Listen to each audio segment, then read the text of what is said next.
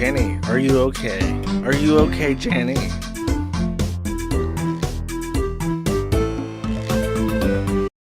Hello, chat. How are you doing? It is Tuesday. Well, technically it's Wednesday, I guess, but we don't really talk about that. Hope everybody is having a great week so far. I started off my week pretty strong, I feel, but we'll get to that. Is there any... I'm a little bit of a nervous Nelly. I have a sense of impending doom, but that's a topic for later in the stream. I don't know. I feel naked in this intro. I usually have to complain about something, but everything's been running pretty well for the last while. So I'll have to figure out some other way to filibuster the intro of my streams. I think you're supposed to. I think typically in broadcasting, you're not usually supposed to start your streams off with like the weakest material that you have, right? You're supposed to like scream, right? You're supposed to go like, ah! That'll be my intro. That'll be my cold intro into all my streams. I'm just gonna go, ah! That's how you entertain the masses. So you scream like you're being crucified. All right. I'm feeling the energy. People say I'm low energy. I gotta start cutting myself. Get that adrenaline pumping. I gotta feel like I'm alive. I have to see some blood. I'm gonna bleed red so I can feel my mortality and enjoy my time on Earth a little bit more. All right, chat. Let's start with the not so good stuff. I suppose, like I said, you're supposed to start the streams with the not so good stuff to get it out of the way, right? If you are French, fuck you. Fuck your entire country. Everybody hates you. We've always hated you. Just want to let you know. It doesn't matter which side of the border you're on, if you're north of the Channel or east of the Rhine, everyone fucking hates you. Belgians hate you so much they'd rather just pretend to be their own independent country than be a part of you. And here we have Exhibit A, founder and CEO of encrypted messenger Telegram, questioned in France. However, this is an out-of-date title because he has since been charged with a whole litany of things, including terrorism, for failing to moderate the Telegram platform to the standards of the French government. Durov, despite being a Russian by birthright, immigrated to the United Arab Emirates and is now an Emirati. So he is neither Russian nor French, but his private jet was landed in France, and they decided to just detain him, even though I'm pretty sure that that's against international law. I'm pretty sure that in ports like that, you're not supposed to be, like, I'm pretty sure that they're not supposed to board your plane and arrest you just for landing to refuel. I'm pretty sure that there's, like, safe harbor provision, whatever, who cares. Anyways, he's being arrested. So now there's concern in regards to Telegram and its information security. People are debating if they should move off the platform. Some people already have. But it's a huge blow towards freedom of speech. And it further, I believe, cements this divide between the European West and the American West. Europe is extremely irritated having to put up with the American concept of freedom of speech. They're very done with it. They want to hold American tech companies to European standards. They want to censor more things. They want to have more rights in regards to data and data control. It's basically, if you do business in Europe and you're a sufficiently large platform, you're expected to incorporate in Ireland or whatever, and then you're supposed to obey their data privacy laws. So there is a growing rift between the Europeans and the Americans. And as America gets weaker, Europe is starting to do whatever it wants. And I think this is one instance, even though he is Emirati. In the U.S., not actioning censorship is not cause for terrorism charges, at least not yet. So France is ahead of the curve. Pretty shitty. So Activision, this is Grums, by the way. And his name is Mark Kearns, I want to say, and he's kind of relevant to other shit that's happening. And I don't even know how much I get to go into it because I'm being threatened. But He published this internal newsletter that was from Activision, and they called their newsletter the Diversity, Equity, and Inclusion Newsletter, which is just the most mind-numbing fucking thing ever. I can only imagine the joy and exhilaration that the writers get for composing their monthly Diversity, Equity, and Inclusion newsletter for the internal Activision team. But they're renaming it to Inclusive Growth because DEI has a stank to it. BlackRock realized that it had a stank to it a long time ago, so they got rid of their DEI portfolios. But now they're trying to figure out, like, we don't want to get rid of this awesome idea of ruining everything. So how do we keep doing that? We have to have some other fucking name for it. So Inclusive Growth is their new nickname.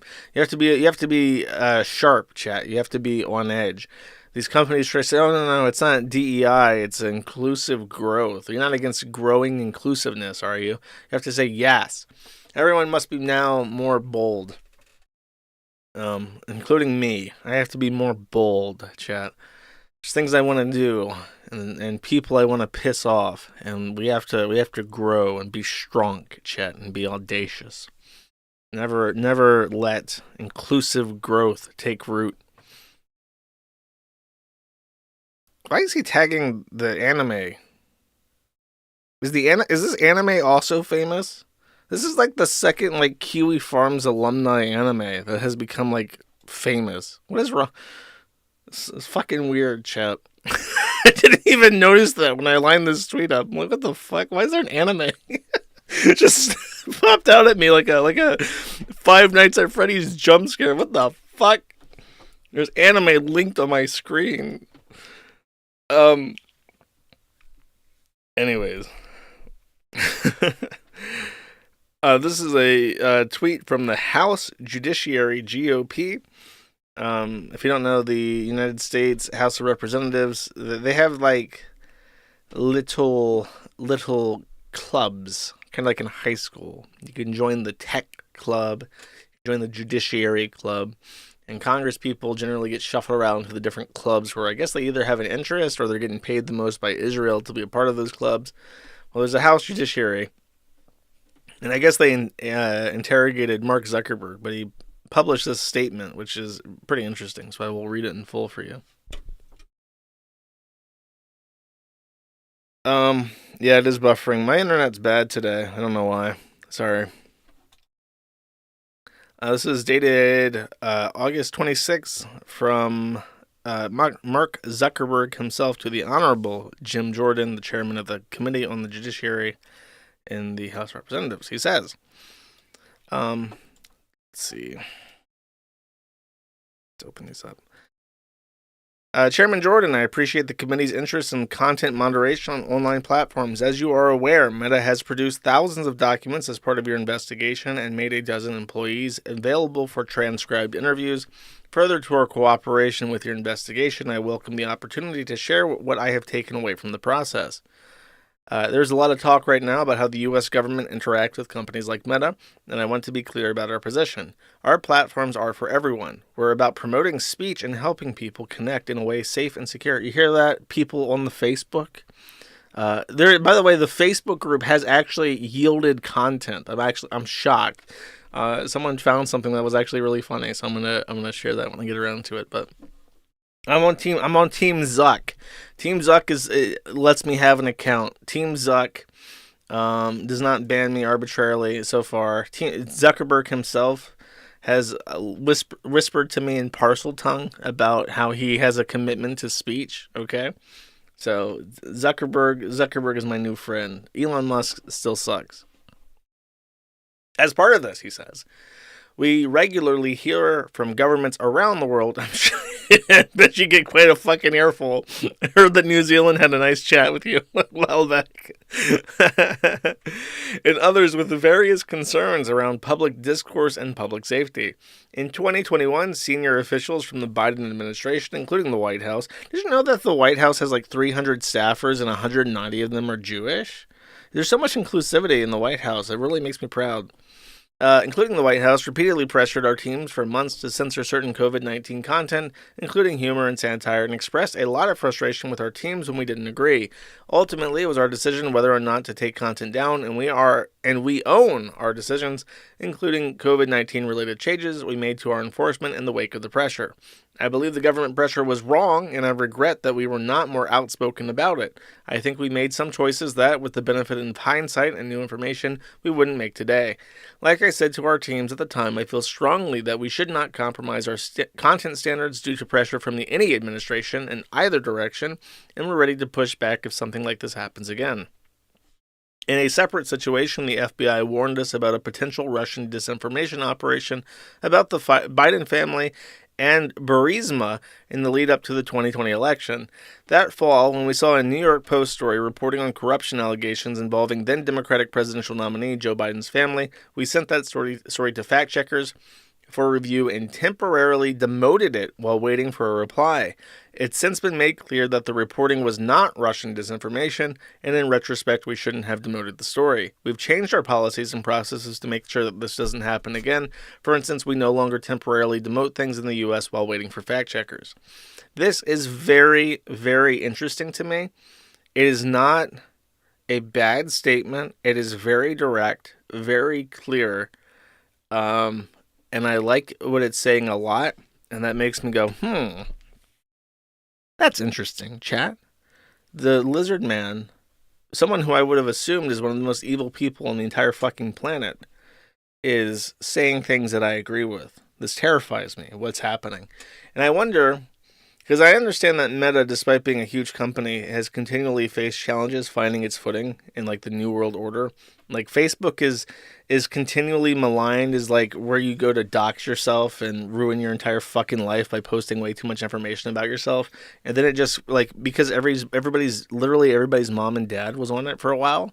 It's now like the uncool app. Like, who wants to go and hang out on Facebook? We got TikTok. I want to see half-naked women dancing on TikTok with too much fucking makeup. And I don't want my parents to see me that I'm liking this content. So I'm going to go to TikTok.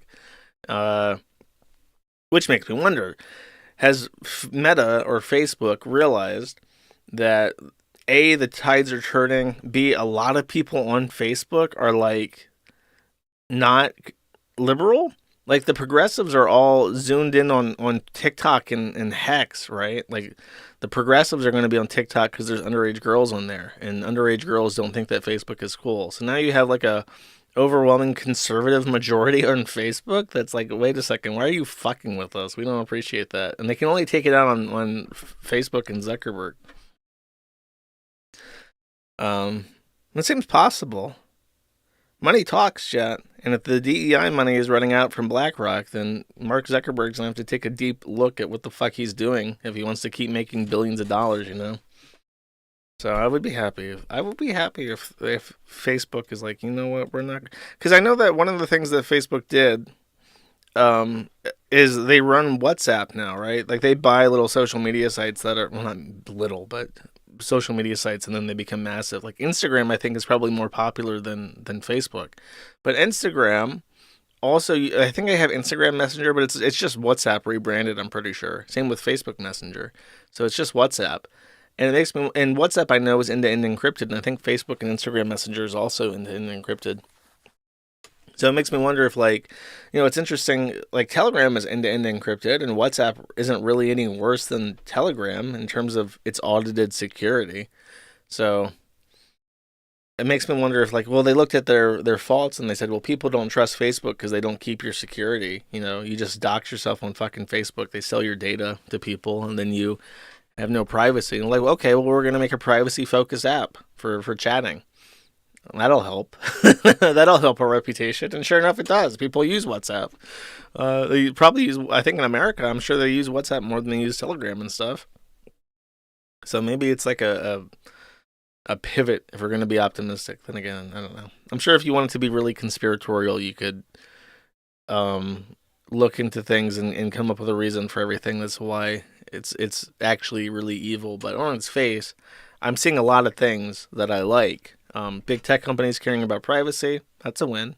Big tech companies saying that they're not going to bow to administration pressure to censor stuff, That's a huge win. I like it.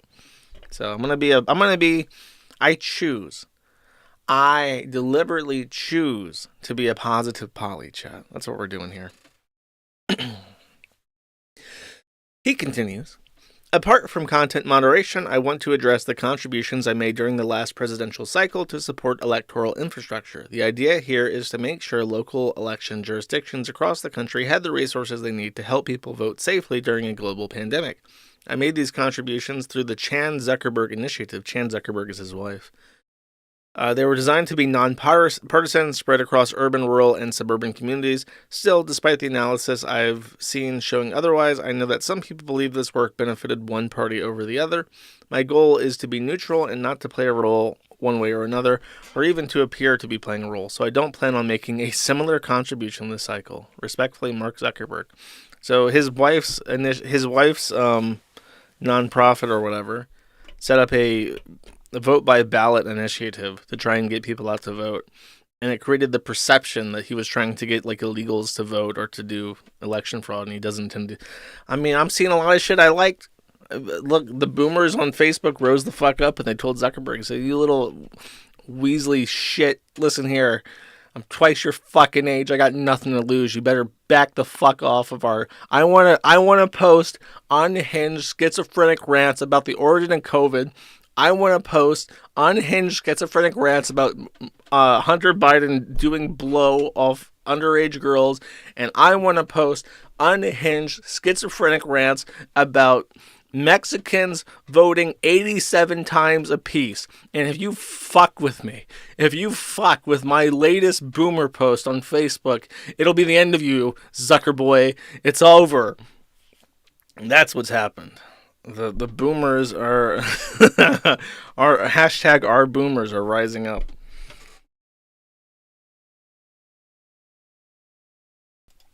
Okay.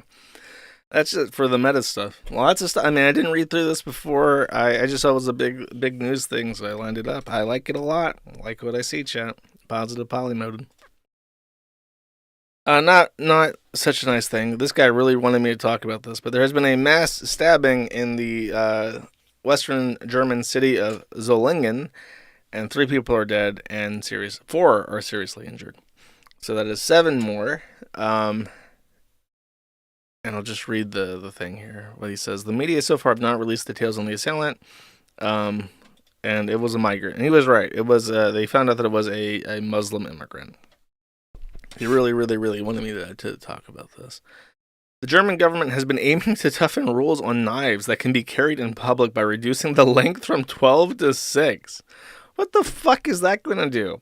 If I have a fucking katana from Japan, I'm one of those Muslims who really likes anime. What the fuck is your law about katanas going to do? I'm still going to chop people up with it.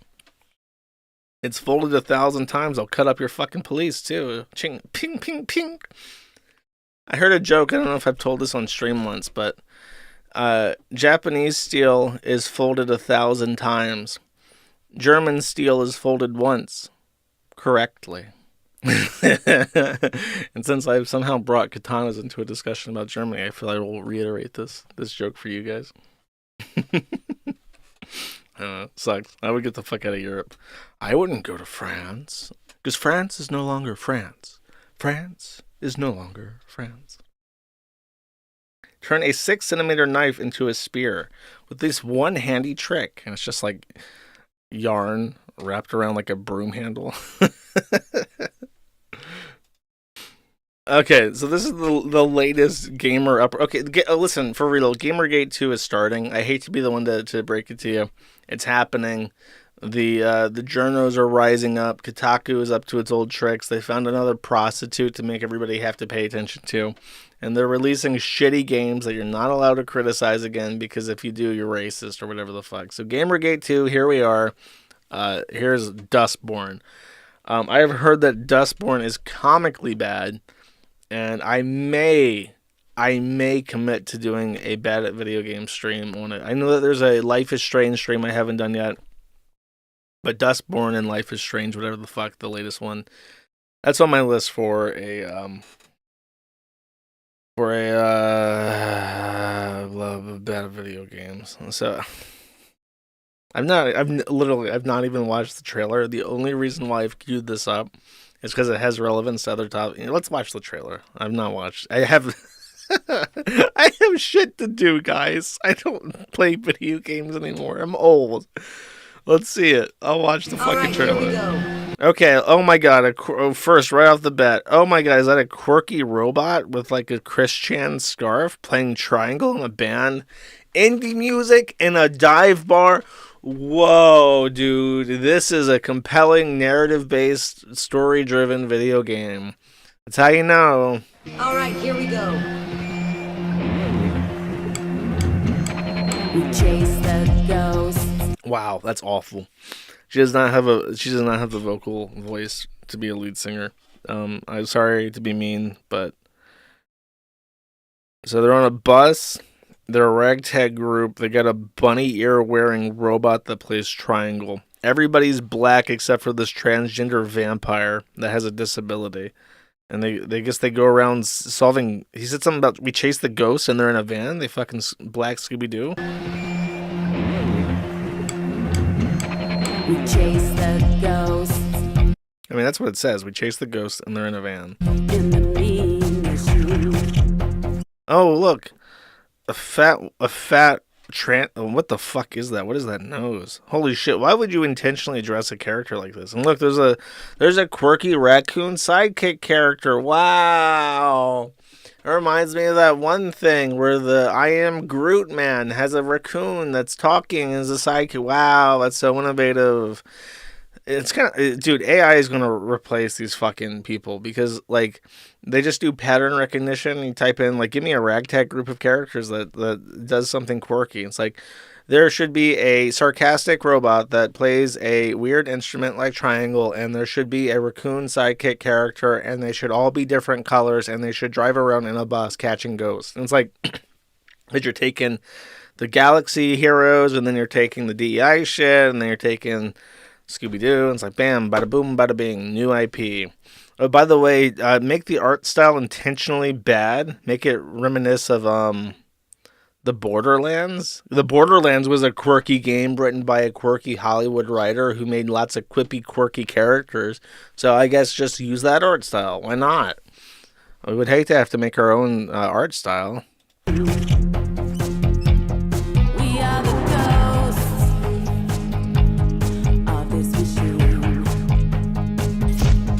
What am I supposed to be getting from this? Like they're walking around in like a shithole? Evil white warning. Evil white man with patriotic symbolism. Evil white man with patriotic symbolism detected. Main bad guy. Damn, I just pick him out. He's in a suit. What kind of fucking psycho wears a fucking suit and tie? It's 2050. Come the fuck on. Long as ever line, chasing echoes of an older rhyme. This town's in a ghost town state. There are ghosts. The dust element of this is just a metaphor for how everything is brown now, and everything sucks. Everything is brown. Everything is ruined. Everything sucks. We live in a shithole. It's symbolism, chat. Symbolism.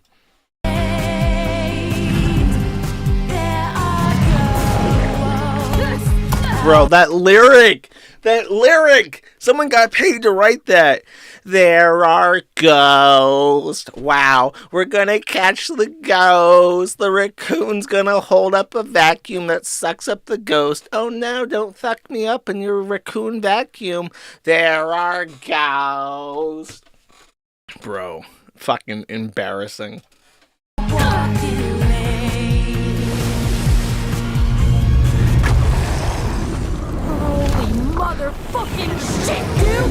Holy motherfucking shit. There's a deer man. It's Deer Man. Rawr. Did you like that movie about the deer god in Sweden? That was also about evil white people trying to take British Pajeets and murder them. It's the deer god. Holy motherfucking shit, dude! For the demon inside of you. I called it! I called it! The white man is literally evil. And he poses like an anime villain and has robot dogs that hate black people.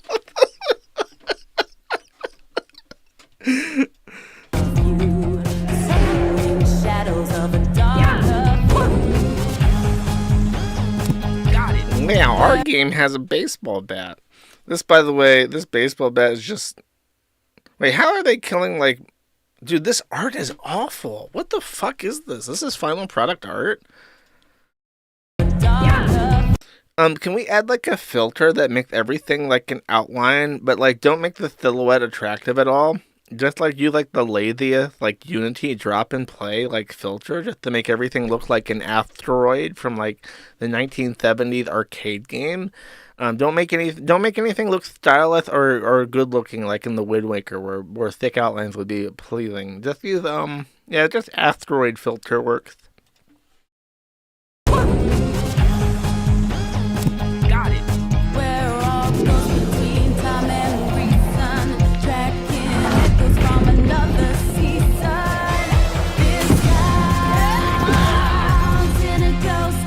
We need to stick together. We need to be a crew. We're on the run. We need from people with space guns built into their fucking arms. We need diversity. We need inclusion. We're up against white people with money.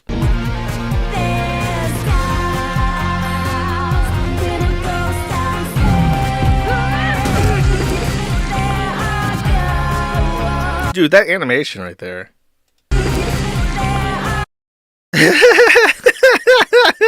They're trying to be like, oh my god, there's a big alien, and she's supposed to like slowly like back away, like apprehensive, like, oh my god, this is a serious threat. But instead, like the animation for her arm going down is like like they recorded video game footage, and the person just like put away their active item, and the arm just falls limp to the side immediately. It's like a stock animation.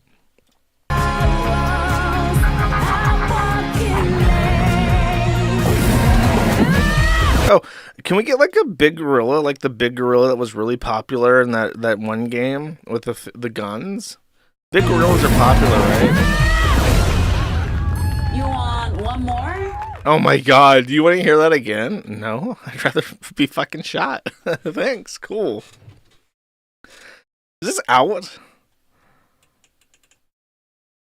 I might actually play this. This seems terrible. How long is this game? Oh, mostly positive. 89. Cool. Oh my god, I can buy the expansion of the original soundtrack. I can get this as a FLAC file, chat. Holy shit. 12 hours. 9 hours. Looks like you can beat it in 10 hours, chat. That's a lot. This guy has 1.5 hour. Maxu Hilton played this game for 1.5 hour. Didn't even get through it. It's been a full day. After 90 minutes of this game, he posted his glowing review. Dustborn is great for narrative enjoyers. I love the character development of the characters so far. It really feels like being a part of the crew going on a road trip. Love the art style as well. Should play Borderlands then. You think this is it? I don't think so. I don't think this is it. This is just somebody that he really wants to fuck. So far, it's a really solid adventure game.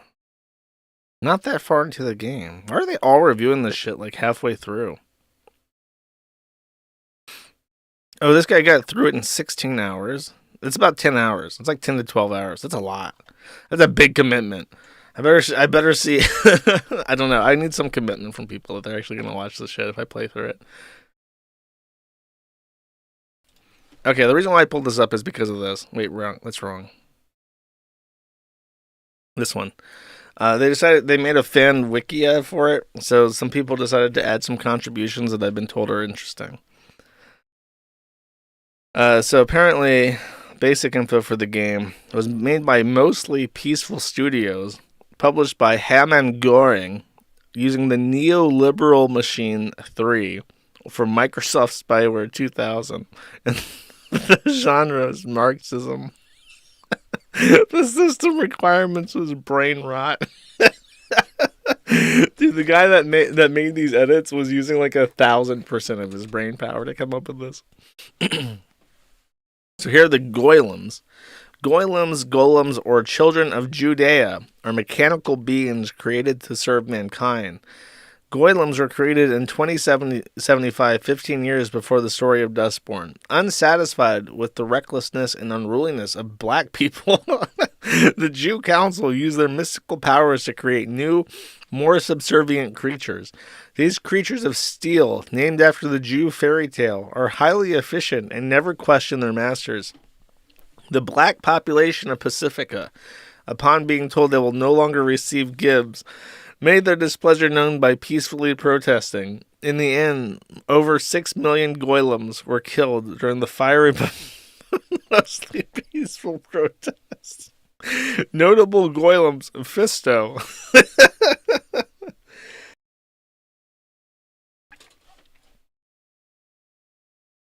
George Droid.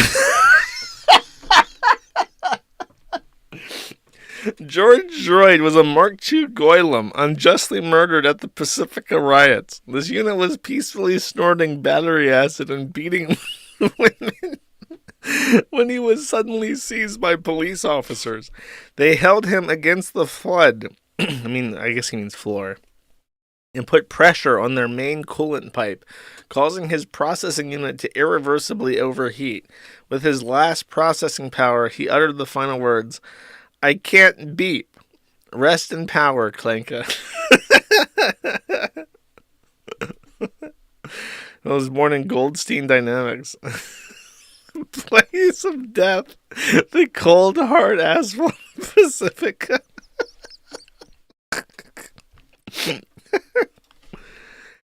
Oh, Jakob has an entry.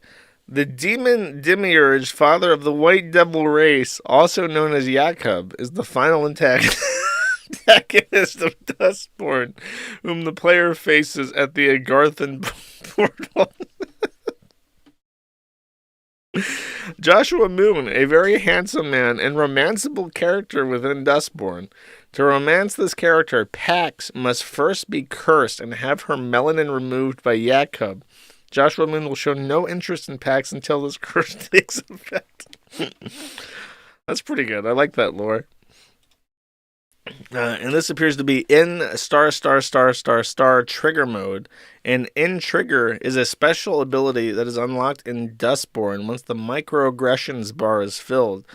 The player will be able to activate the in trigger mode. While the in trigger mode, Pax gains the following bonuses: 500% health, 200% move speed.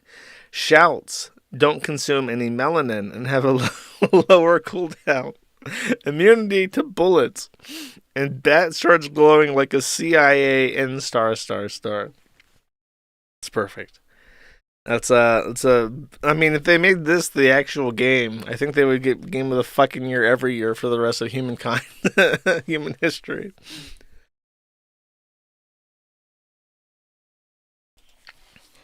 That's pretty good.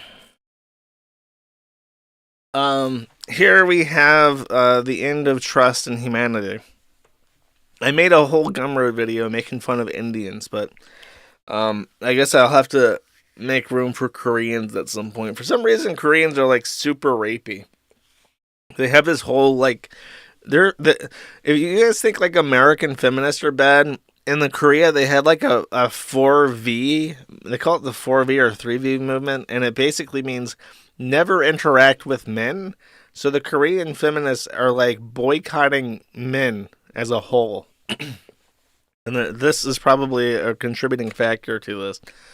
There's a Telegram group with over 220,000 members in Korea that is dedicated to creating deepfake pornography of random women using AI software.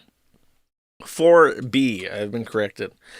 And they charted this out, and they listened to what people were talking, and where they were from, and where the women were from that they did that they posted. Some of them were underage. A lot of this was university, but some of it was like high school age kids. And it affected 70% of schools. So if you're in Korea, there's and you're a girl and you're in school, there's a 70% chance that one of your classmates is in this Discord server making pornography of your female classmates.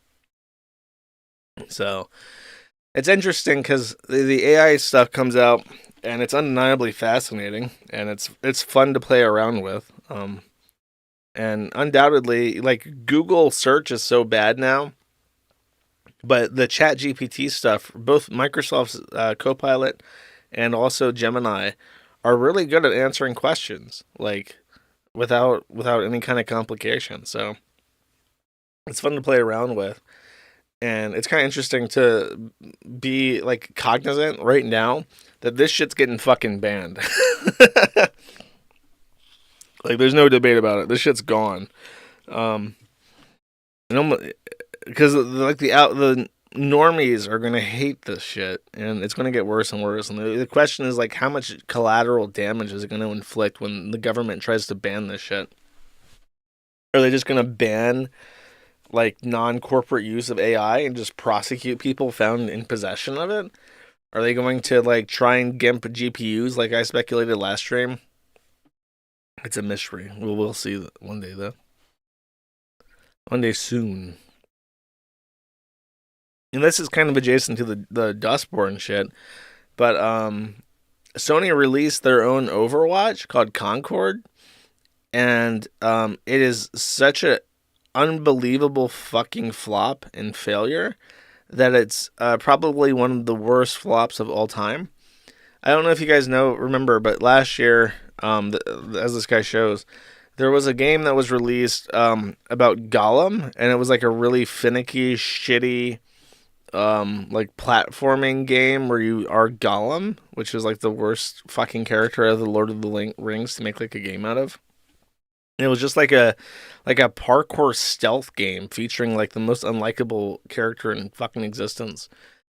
And it flopped so badly that its all-time peak was 758 viewers, and it got more attention from people like beating the fuck out of it and making fun of it than it did from anything else.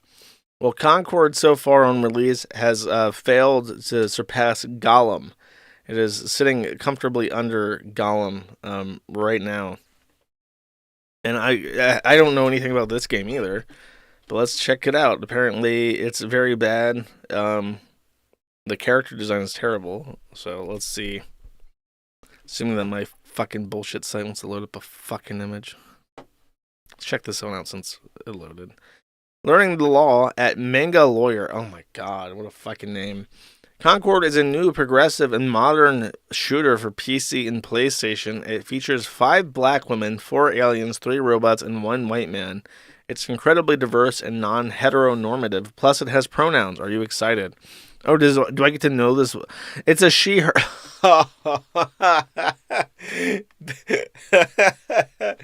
baked right into the fucking game. The pronouns. That is unbelievable. You know, if you wanted to do this and be like, you know, that we're going to be inclusive and have pronouns, you think that instead of doing this shit where they just staple gun the pronouns to the fucking bio, they'll have a description where they say, Emery is a defensive heroess, and she can clobber the enemy with her big shield and powerful armor. And that way you can understand that this is a woman without having to explicitly inform people. Now, it used to be back in the day, and a lot of you guys are too young to remember this, but it used to be back in the day you could just look at people and figure out what the fuck they are in nanoseconds because your monkey brain is explicitly configured over millions of years of evolution to figure out what is breedable and what is not.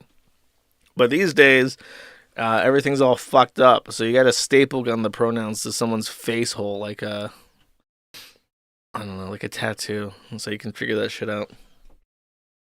Okay, I want to see the full roster. Let's check it out. Ooh, big image, nice. This guy looks like a white man, but he's all spiky. He looks like if you mixed Bristleback and an actual Australian into like the teleporter from The Fly, you would get this guy. He's my favorite so far. 1 out of 1. We have this woman who appears to be Asian and female.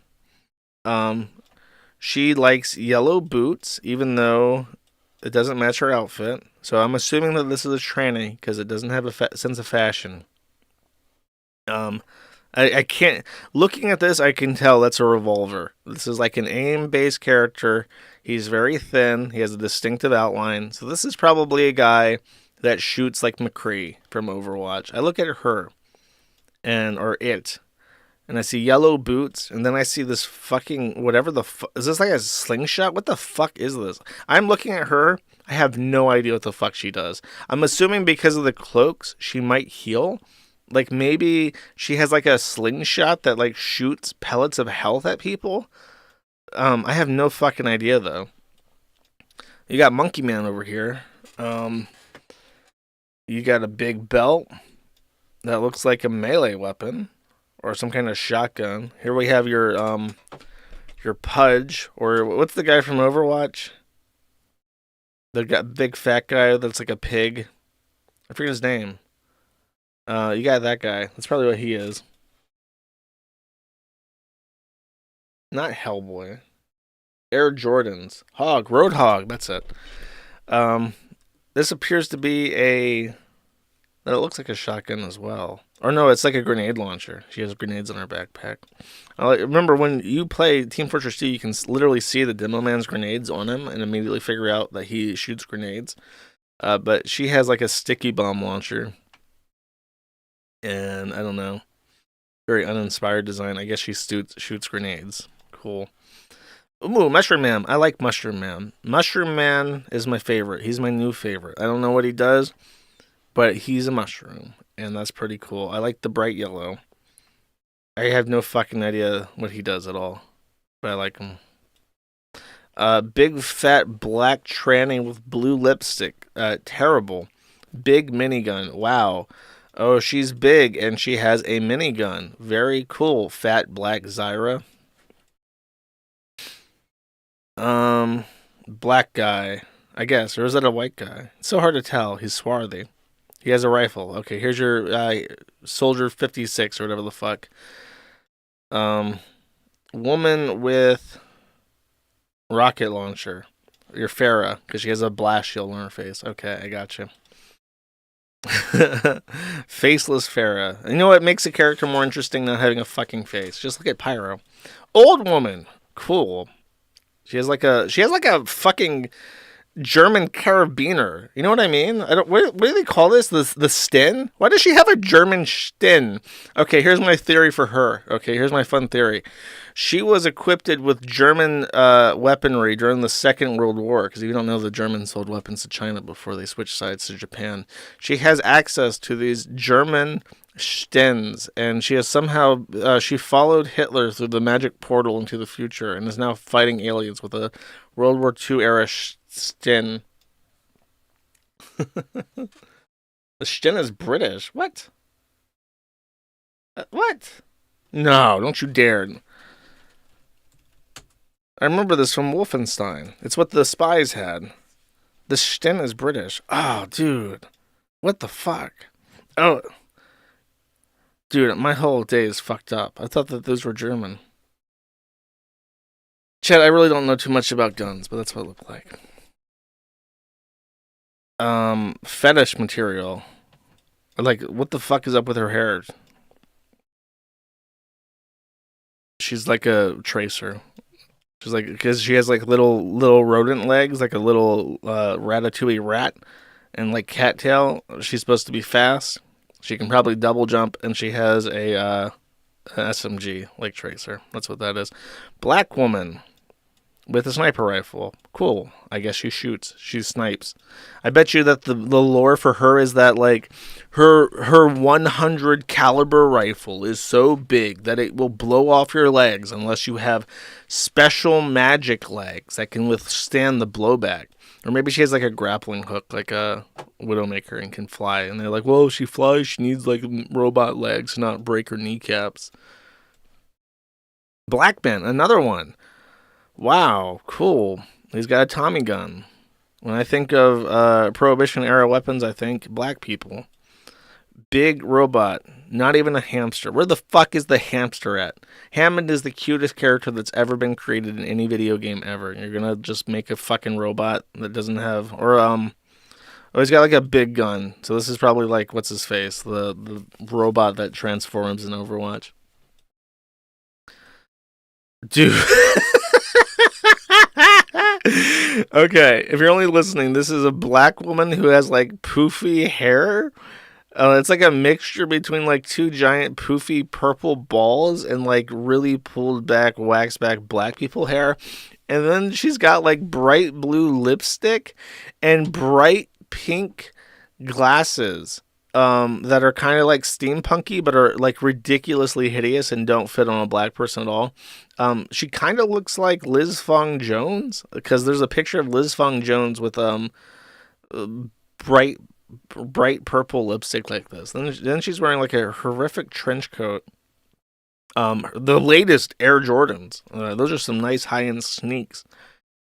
And she has knives, so I'm guessing that she's probably like Maeve from Paladins. She jumps around and throws knives at people like a tricker.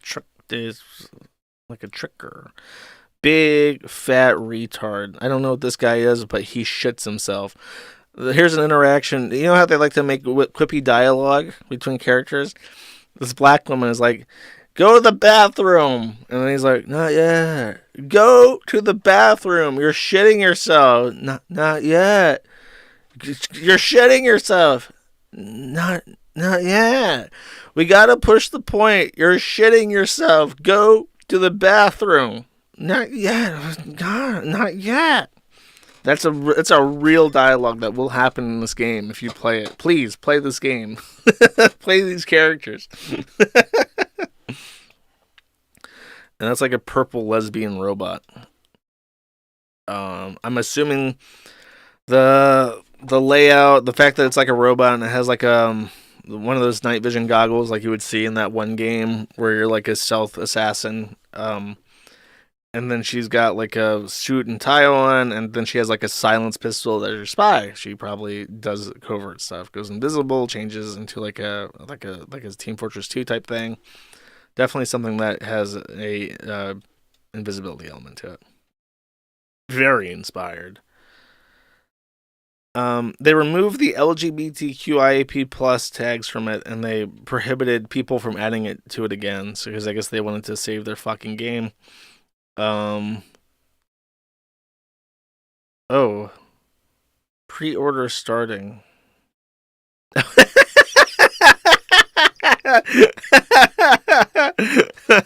That's funny. If you're only listening, the logo can be very easily tweaked to make us starve, David. That's pretty great. Okay, let's watch, since we're on a roll, since I'm just fucking about the stream, I guess. I want to see what the trailer for this game is like. I bet you this trailer does not at all match up to Dustborn. The Concord trailer. Probably the only person in the world that has ever typed in that. Oh, 100. Dude, this is crazy. These trailers, they have like hundreds of thousands of views, and nobody played this game. What the fuck? 700,000, 300,000, 157,000, 300,000, 125,000, 75,000, tens of thousands, hundreds of thousands of views, and 600 people played it? It's gotta be bad. Let's see, chat. Oh god, sorry. My computer shit. The computer has completely shit itself. The intensity of Concord has has frozen my browser. Let's rewatch this. Okay, wait, hold up. I want to get that first shot again. Just look at how ugly these characters are. Just like completely uninspired and ugly. Okay. So she can do a little skip-to-doo-dah. This guy's abilities. free gunner. As opposed to those gunners. Oh, I was completely wrong. The Tracer character that's like an alien, a blue alien. She's the one that can go disappear. Or not, I guess. I thought she was going to say now you see me, now you don't. But she just says, now you see me. That's not very intimidating. Like, imagine, like, you're like a 80-pound, like, fox girl. And you, like, jump down in front of, like, all these guns. And you're like, here I am. What are they going to do? They're going to be like, oh, fuck. She's got the jump on us. No, they would be like, bah, bah, bah, bah, bah, bah, bah, bah. And they'd fucking kill you. That's not very intimidating at all. Battle across the galaxy.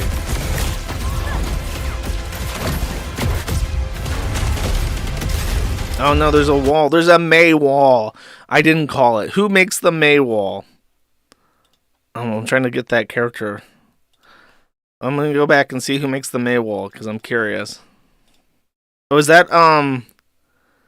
grandma with the weird slingshot? That's what it looks like. It looks like the grandma with the weird slingshot.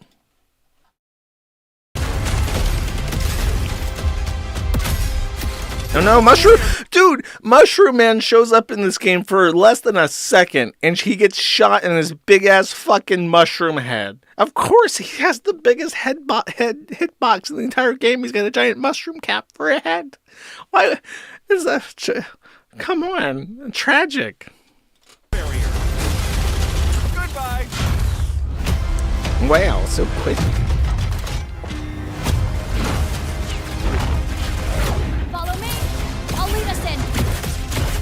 Oh, you, the dainty rocket launcher girl, you're going to lead us in? You're going to, like, absorb the damage with your rocket launcher? Okay. Good thing that none of these characters look the fuck up at the realistic video game gameplay. Like, look, I'm just going to get shot in the fucking head with a rocket launcher until I die. This is my team in every fucking game.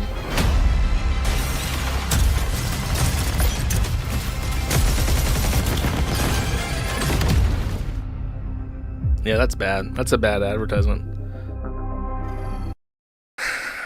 I think if you're gonna do this, then just like, just make everybody robots. Don't even like try to like make humans anymore. Just make robots. All right. One more thing. I can't remember. I think this was for Concord. It says, Helm, what you faggots are doing to the devs is nothing other than terrorism, bullying developers into submission for releasing a game that has BIPOC people in it. Especially you religious lot will all burn in hell for this. I love that. I don't believe in your dumb bullshit, but fuck you. You're going to burn in hell. Jesus says, love thy neighbor as you love yourself, but you're all disgusting cretins do is spout hate and racism everywhere you go. Because of the shit people like go out and shoot up mosque, and suddenly, dude, when they shot Mushroom Man, I thought, this is it. And some of you guys are cool. Disgusting. Oh wait, no, because of shit like that. Oh, I read that. Disgusting behavior all around. You don't like the game and don't care about it, fine, but you don't have to rub it under everyone's noses and be a fucking douchebag about it. Just don't buy it if you're not interested. Okay. But nah, you gotta send a message out there for your ideology's sake, like it's a little useful retard that you are. Death to all fascist pulltard. What you faggots are doing to the devs is nothing other than terrorism. A line so good you have it in twice. Very interesting to call them faggots. It's pretty nuanced. This is on the front page of their wiki, I think. One of the head Jannies of the wiki broke down. And finally, a little good news. Demago Patkovich, who was one of the Torswat's people who sent bomb threats to Jewish hospitals. And by the way, he was like a tranny chaser, and he was like trying to false flag these bomb threats. Well, the DOJ has released a statement, I believe. Is this the press poll? I think this is the government. Let's see what the government has to say. Oh, that's his statement.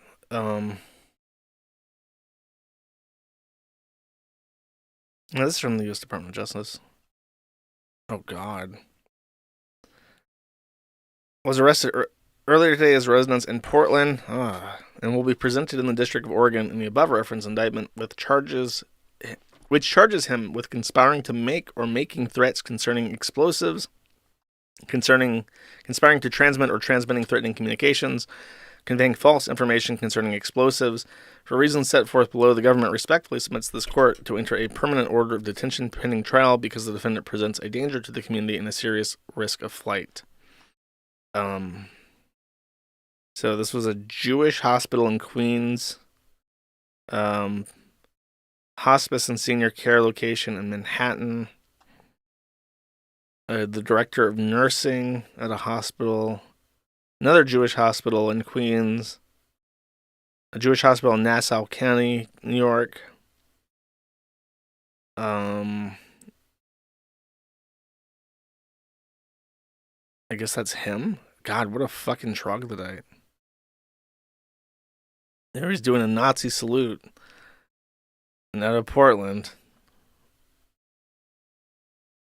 Okay, where is his flight history? The defendant's repeated participation in anonymous threat calls to Jewish hospitals demonstrates the risk of danger he poses to the community. First responders rushing to the scene endangered the local community, blah, blah, blah. Patients are forced to evacuate. God, that's pretty fucked up. Moreover, the photograph depicted above shows the defendant has a history of violent conduct. What, the Nazi salute? Is that violence now? He has a risk of non-appearance. He has gone stretches with no permanent address, sleeping in a car, or staying temporarily with others, including in multiple states. He has no long-term ties to New York City. Incentivizes flight risk. The maximum sentence, by the way, I didn't even say this. He's facing up to 155 years. It says this guy died.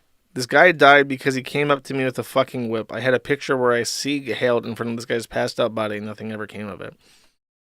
So apparently he's taking credit for killing this guy. He took a picture with it. That's very smart. He's facing 155 years. The government did something again. Who do we owe the honor to?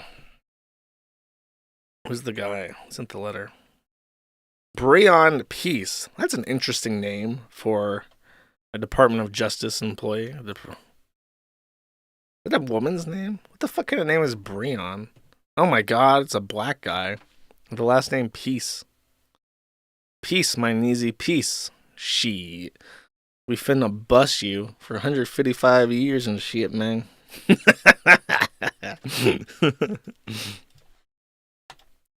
Alright, chat. Hamster, you are dismissed. I have an important reminder for everybody. I don't know who needs to hear this, but if you need to hear it, I'm here for you. And the lesson is, don't stick your dick in crazy.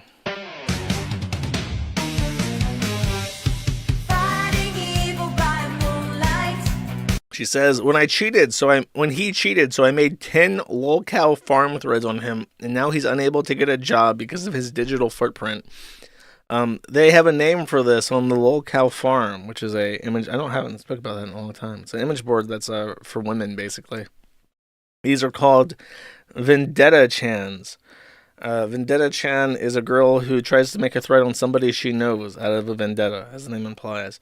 They tend to delete these, so she's just bragging about something that didn't accomplish anything, basically. Probably, I mean, she could still go off and fuck around and like get them banned from everything, but you can see in her eyes. Look at those eyes.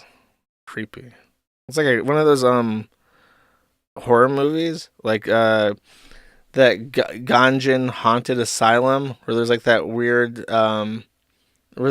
scene where like the zombie ghost like looks down at the camera and makes like mouth clickety clack noises. And it's really creepy. I get that kind of vibe for that. I'm just saying, boys, you got to keep yourself safe, and don't give any woman a reason to want to destroy your life, because they will. It's called tit for tat, chat. Okay, so here's the big update, chat. If you've been hanging on to the edge of your seat waiting for the big update, this is it. This is a letter from the lawyers of Alyssa Mercanta to the Kiwi Farms, specifically to Matthew Harden, as indicated by our contact thing. Yeah, it's a unprofessional letter. But there's interesting intrigue to this, and I'll get around to talking about Alyssa too. But she's like the Zoe Quinn of Gamergate too. She is a Kotaku journalist. She's a literal prostitute, and she's insane. So she hired this law firm, and it's a familiar law firm because of one reason, but another reason is that there's a guy in it called Akiva Cohen. He's the most Jewish-looking man that's ever lived. He's a part of it. And he got involved in the Nick Rekieta stuff at the start of Kick Vic. And when people spoke about him on the Kiwi Farms and posted shit he had posted on his own Twitter on the Kiwi Farms, he threatened us. He literally had been posting like family pictures on Twitter. And then when people started making fun of him for being an idiot for doing this, he submitted family photos of his to the Copyright Office to copyright them to try and bolster his threats against us. But this is his law firm, and he writes to the Kiwi Firms on behalf of Alyssa Mercant Matthew, which is a great way when you're writing a professional letter between lawyers and you want to get your mission accomplished. It's always a good idea to start your professional legal threat letter off with a first name basis. Regarding your client's threat to tortuously invade Alyssa Mercanti's privacy, we are writing you concerning your client, Joshua Moon, and his website, Kiwi Farms, one word. There is currently a thread on Kiwi Farms, one word, but with different camel case capitalization for no specific reason, in the non-public prospering ground section of the forum, hosting a full dox of our client, Alyssa Mercant. They are gracious to include a link to this private area of the site. They say, see this link. Please note that this thread requires a Kiwi Farms, 2 words spelled correctly with proper case, login to view and has multiple pages. We trust that you will be able to procure login credentials for yourself, given your relationship with Mr. Moon. As you may otherwise not be aware, Alyssa has hired us to pursue remedies both in and out of court against people who are serially stalking and harassing her online. Joshua Moon and Kiwi Farms, one word, camel case, are not among those people we are pursuing. But we're just sending you a letter to say, hey, Matthew. Wait, can I make like a fingernail sound? Like, hey, Matthew, how you doing? I can't do it. I need like a scratchy scratch sound. Oh, here we go. How you doing? Oh, nothing much. We're just writing a legal letter. Just saying, how you doing?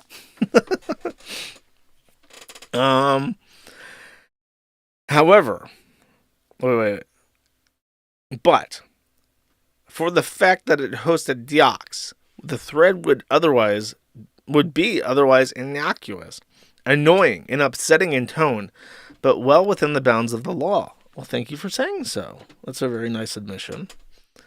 However, by hosting the dox, Kiwi Farms, one word camel case, provides an avenue for bad actors to get within the shield of Alyssa's privacy and turn being mean online into genuine threats to her privacy and person. That we cannot permit. So just so you know, it's fucking trivial to find this online. Like, you just go to any of those phone book apps and you type in her name, and it's like her address history for the last 20 fucking years shows up. The thread in question violates the laws of various states and jurisdictions. It constitutes a violation of Florida statute, West Virginia Code, Wyoming statute, and U.S. Federal Code, just for starters. The courts have recognized this kind of malicious doxing as giving rise to liability as well. We recommend Gersh v. Anglin for an explanation of how things we think of as protected speech might give rise to civil liability. So if you don't know the Anglin case, Andrew Anglin is the editor-in-chief and owner of the Daily Stormer. The Daily Stormer is a avowedly neo-fascist news aggregation site. And Anglin is, as I mentioned, the editor-in-chief. He was sued because he wrote an article where he posted an incitement, effectively. He posted the personal information of this Jewish family to this site, which had a specific political bias, which, as we've learned from the Department of Justice, is inherently violent. And I think he said something specifically to the effect of, go do something, like make something happen with this information. So it's not exactly the same thing. Then he hired Randazza as his attorney, and he realized they didn't want to fight this in the U.S. because he's like, well, it would cost too much money. So instead of fighting it, he just abandoned the case, and they got a default judgment. So it's not really the exact same thing. Further, the thread in question in Kiwi Farm's one-word camel case's hardware continues to host Ms. Mercante's videos, which is an infringement upon her intellectual property rights. Kiwi Farms has no DMCA safe harbor. Yes, it does. We have a registered DMCA agent. What the fuck are you talking about? Further, Section 230 of the Communications Decency Act offers no respite to Joshua promoting any thread of the Kiwi Farms property. This is the only interesting angle that they had in this entire letter, by the way. Promoting any thread out of the Kiwi Farms proper requires affirmative staff action, which obviates the site's Section 230 protections, see FTC v. AccuSearch, Inc., holding that where a website solicits and collects confidential information specifically for the purpose of publishing that information, a docs, for instance, then that website is not entitled to Section 230 immunity.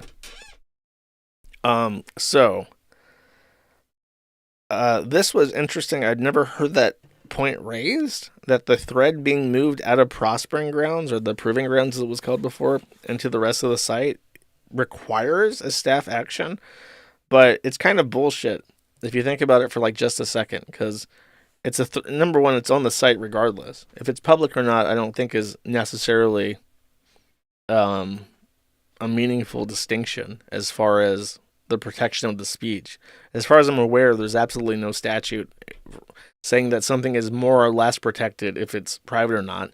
If you're on a private streaming site that you need an account to view to get free access to movies, it's not somehow more protected than a public streaming site with free movies. You know what I mean? Second of all, the thread was moved out, but it was moved out because of the legal threat. The moderators looked at it and they moved it out on their own. And the moderators are not agents of the Kiwi Farms. They're regular community members. You have a volunteer, no paid position. They get, just so we're clear, the Jannies do not get paid anything. They opt in to be volunteer staff to help organize stuff and take care of tasks because they like the site. They're just regular users, basically. So I disagree with their interpretation of this. To repeat, and this is the weird thing, Mr. Moon is not currently in our crosshairs, and if this thread removes the docs and never leaves the public portion of the Kiwi Farms forum, then there will be no reason for us to give Mr. Moon the time of day. That sounds like extortion. I think in law you're allowed to try and like extort people like that, but you're basically saying, yeah, we're going to like sue you and try to waste your money unless you do what we want. And then I guess they like very flimsily try to justify that with a legal pretense, but that's basically like extortion. Our concern is not with policing the uppercase I internet. Hey, finally some fucking respect. Policing the internet activity of a single person or even a whole forum, but in protecting the security and rights of our clients. The less Kiwi Farms puts our clients in danger or permitting others to utilize information provided by Kiwi Farms to continue campaigns of harassment, stalking, and intentional inflictions of emotional distress. That's a big mouthful. The less we will have to get involved in Joshua Moon's business. Again, our sole concern here is Alyssa's well-being. And this threatens that well-being if it is released in its current form. As modified, and if it stays private, then we do not believe that it represents a serious threat and may safely be ignored. You know what's really funny? Oh man, I just had a banger of a thought. In this letter, the law firm says that as long as it stays private, then it has no threat to her personal security. Now, I disagree with that on its face because public information does not, in and of itself, and the site does not incite any violence, so there's no threat. But we have a specific rule that any kind of phone book information on a first page of a forum thread must be in private tags. And that private tag works the exact same as the Prospering Grounds, in that you have to be logged in to see it. And this is just a thing for search engines, basically. But if as they've written, their only concern is that this information is viewable by non-guests Well, it's not. Even now, it's moved out, but it's still private because of the forum rules. So if they're, as they've said twice now in this letter, that we're only concerned about this information being public. Well, it's not. So, problem solved. I'm glad that we came to this amicable resolution of this issue. We look forward to hearing back from you within 30 days. Dude, this is always standard in these little letters that lawyers send out. We expect a response in 48 hours, or else we will proceed with litigation. Like, they always set like a timer, like done, like the first 48, and it's like there's no there's no reason to even write that. With news that Joshua has complied with this demand without amendment or complaint. Without amendment or complaint? What? So if I do what they ask, but I complain about it, that's a violation of this contract they've imposed upon me. If I amend it, if I remove even more than they're asking for, then that's also an amendment, right? Like, I'm giving them more than what they asked for. So if I give them more than what they asked for, or if I complain while giving them what they asked for, that's it. It's fucking Jover. We're coming after you. You didn't do a good enough job in the way that we liked. Come the fuck on. If he does so, this will conclude the matter, and this firm will go back to its usual policy of trying to think about Joshua Moon and Kiwi Farm's one-word camel case as little as humanly possible.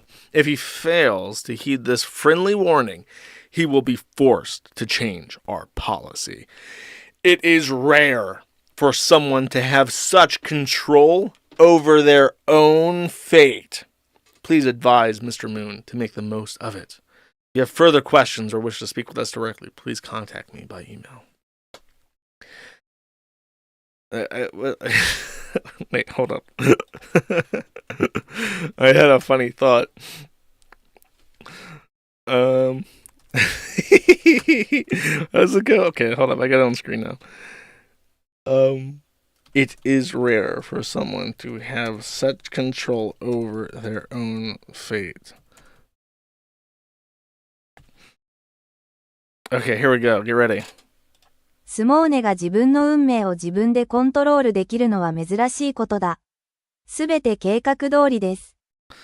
That sounds like some Japanese anime type speech. Wait, hold up. Oh my god, there's another meme. I'm on a meme rabbit hole now. Okay, hold up. Oh, I want the one that's like that's like a shardy post. Hold on, let me see if I can find it on X. Oh, I'm not signed in. Okay, hold up. I'm signed in on Molvad for whatever reason. Where is it? I've had multiple anime avatars send this shardy post to me as an insult. And I would love to be able to find it. Elon, don't fail me, you piece of shit. Ooh, wait, I know. It's the white eloquence meme.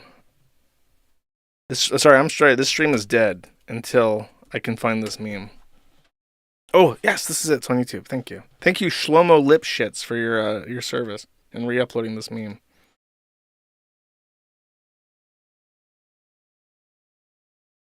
Okay, here. After reading that message, I got this vibe. Warning, white eloquence detected and Hey, buddy. You seem to have made a small mistake.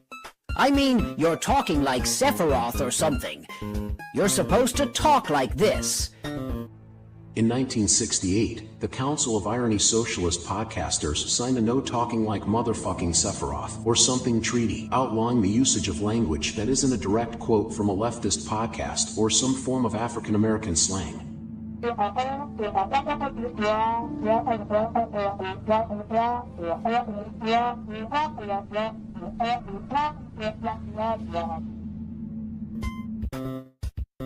Since it's your first time, I guess I'll let you off easy.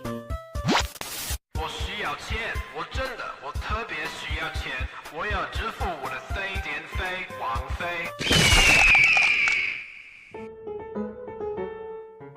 What that creature was trying to say is that Marxism prides itself in the worship of the turd-chucking masses.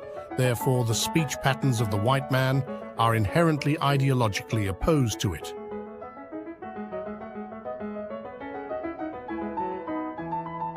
I'm trying to think if there's like a gore video that's at the end of this. I'm kind of nervous about. I'm gonna risk it though. I feel risky. No, okay. That's just how it is. Yeah, I'm getting a little bit of that white eloquence shake from that. But then again, I can't say it's white eloquence because it's not. It was asked that I read this. I posted about this one's. The entity known as Locale LLC posted it on the Twitter account at kiwifarms.net. Got this message, and I sent the person, Locale LLC, the entity of, simply stated that Alyssa Mercant had threatened us with litigation, and then attached the message exactly as you saw there with no commentary. Alyssa Mercant then indirectly roundabout replied to this, and then also deleted this message, by the way, saying, Funny how people calling me an immoral whore who can't be trusted are the same people who are deadbeat dads obsessed with pixelated titties. Actually, that's directed to Max Kearns, Grums. Grums apparently went through a divorce, and baby mama had to file to get that child support. And apparently now he's paying it, but everyone calls him a deadbeat dad. However, Schneed at _noobslayer_ says, Stalker, child, you threatened the Kiwi Farms. This is why your life is already over. If you delete your criminal stalker threats off the lowercase I internet now, we will cease all trolling operations. It is rare for someone to have such control over their own fate. Of course, this is a meme. There is no compelled action from Miss Mercant. She can continue to be as retarded as she pleases.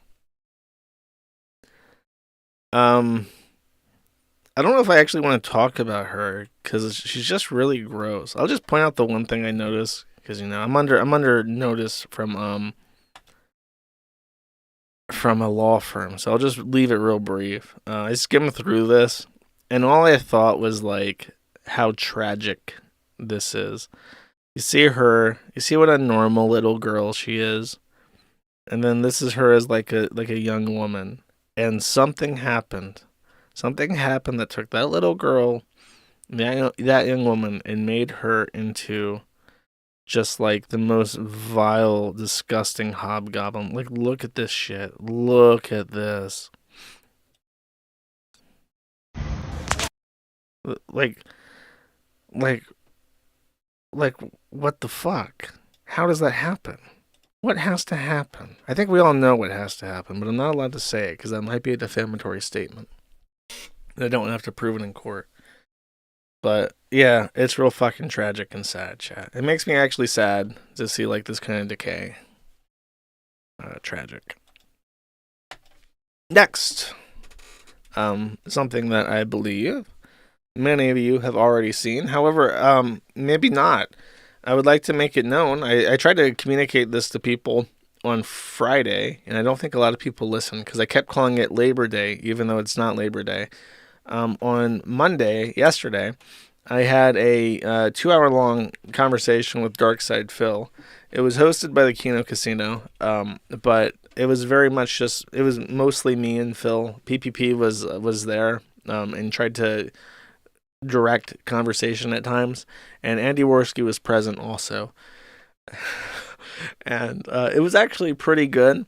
I feel that everybody got what they wanted out of this conversation.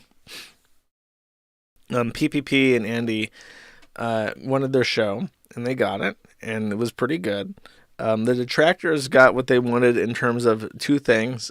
First, I didn't go into this completely blind. I spoke with people from the forum, and I tried to be, people were pretty fucking negative about this, as they are, because mostly, I don't want to give myself, I have reasons to be angry, but I don't have a good rapport with that section of the site, so people are very negative, and I tried talking to people. I invited them to talk to me while the stream was going on, and one of the things that I looked into, that someone actually managed to speak to me without being irate and explain to me something that was actually interesting, and that was, Darkside Phil had this weird relationship with this guy called Derek, and I say Derek, his name is spelled with a CH. And it's very obvious that his name is supposed to be Derek, but he's like a retarded Asian man.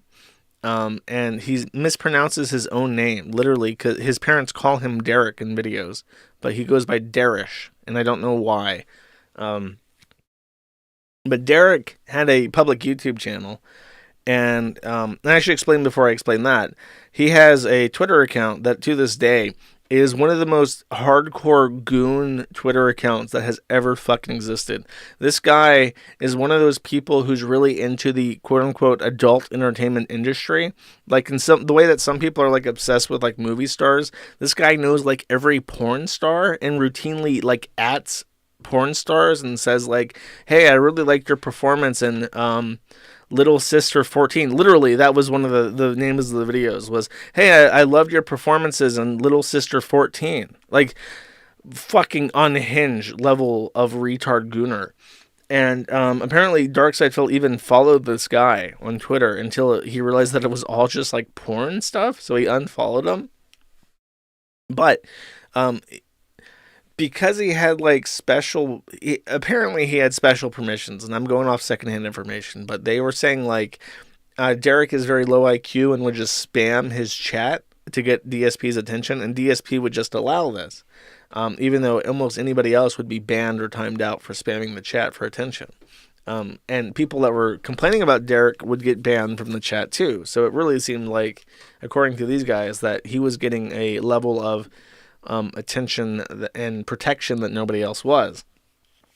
In addition, he had been around for so long, like 2 years at this point, that they just started calling him like DSP's son, this weird Asian guy.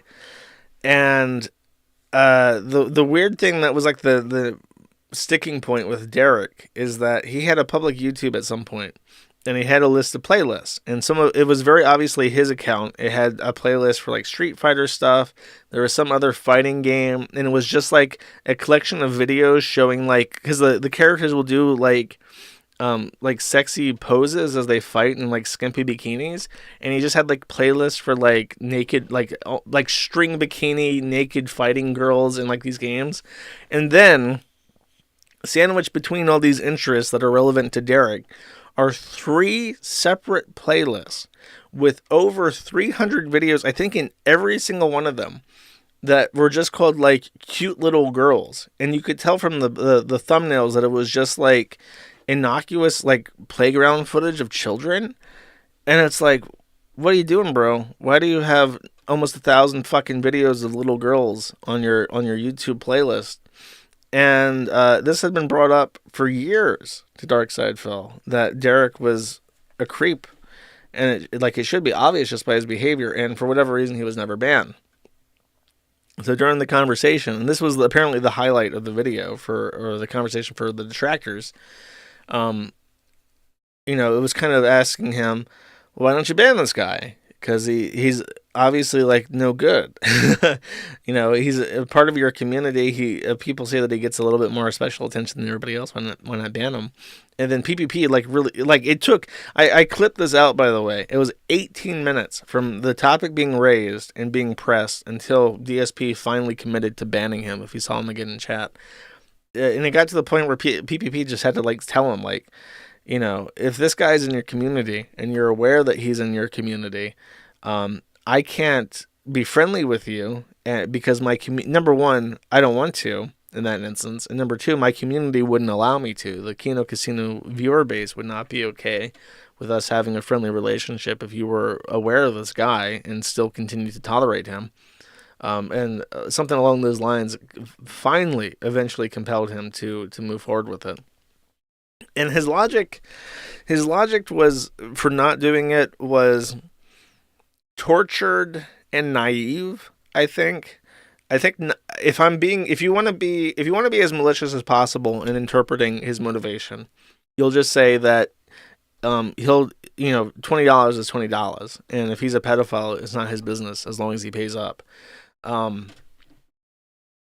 DSP's counterclaim to that would be that he wasn't like a huge pay pig, but there was speculation just because of how weird it was that he got this special treatment, that his parents were giving him a lot of money behind the scenes.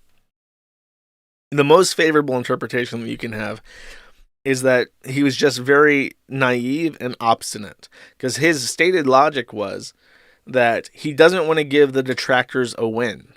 If the detractors can pull up his fans and go one by one through them and find people who have a history, and then you ban them because of what they find, well, number one, you have to engage the detractors, you have to look at their stuff, you have to investigate your own fans, and then you have to ban people who are supporting you, and that encourages them to continue doing that.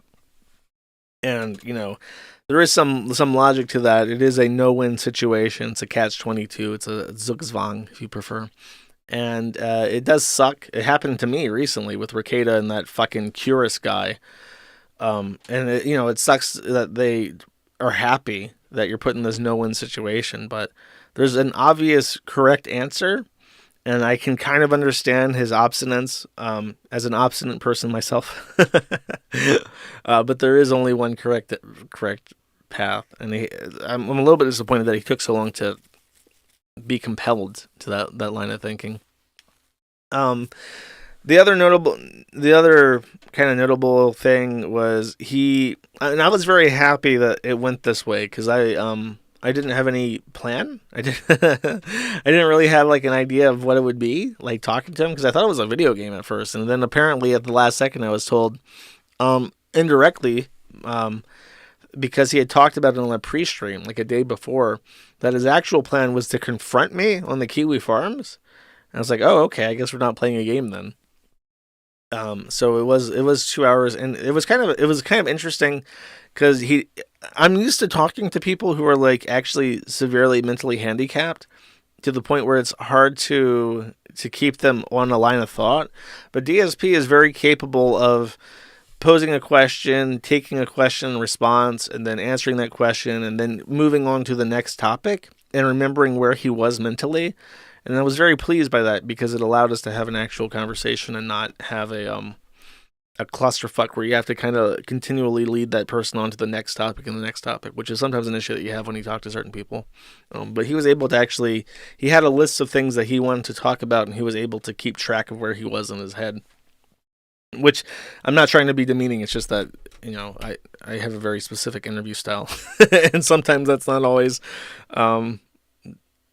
available. So he tried to press me on the forum, and I think he genuinely underestimated how much thought I put into things.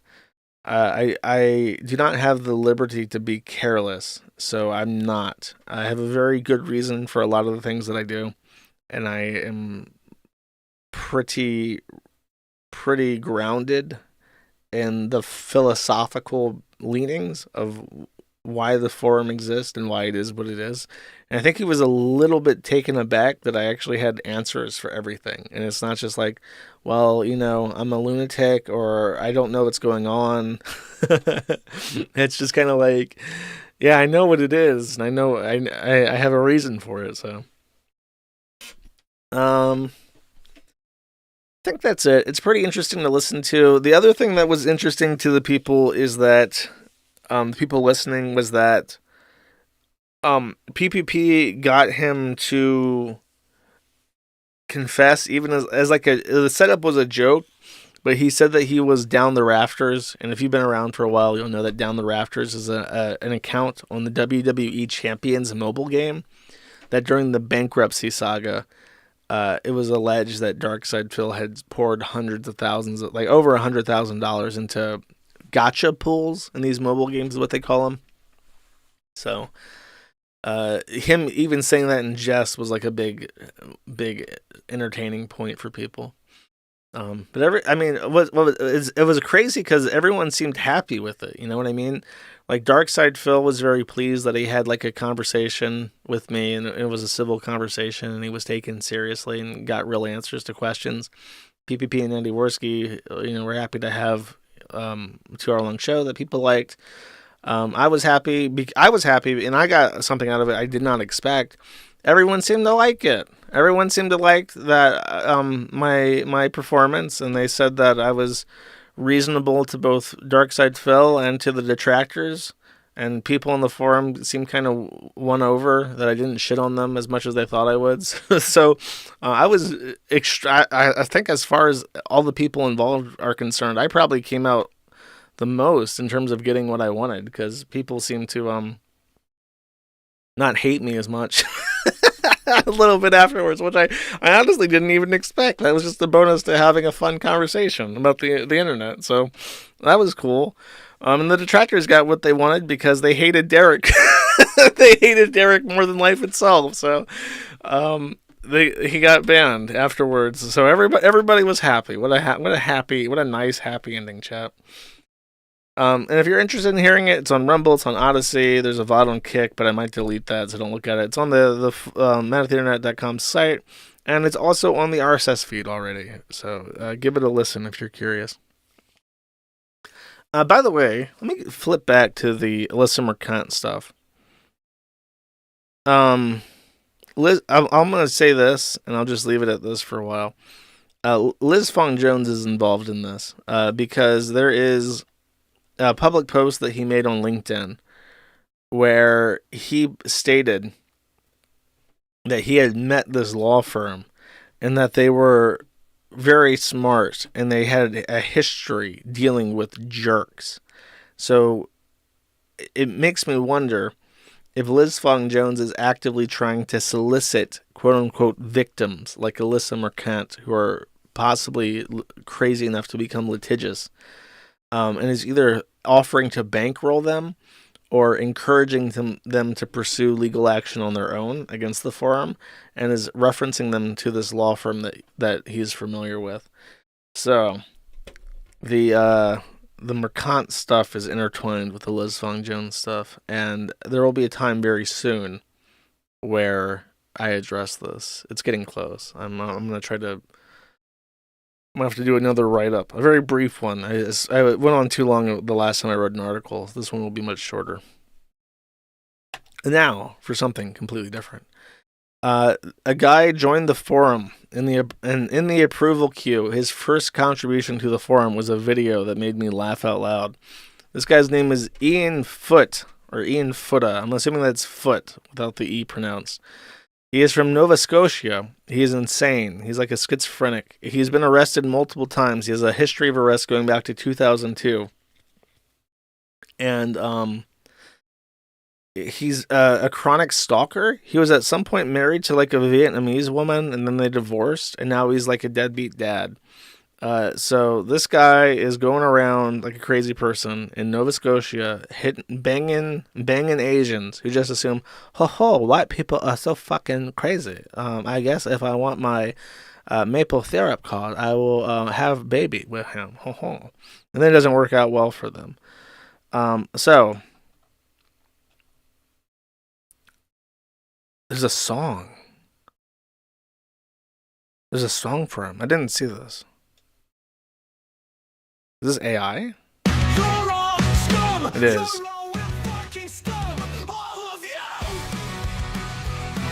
He likes this song.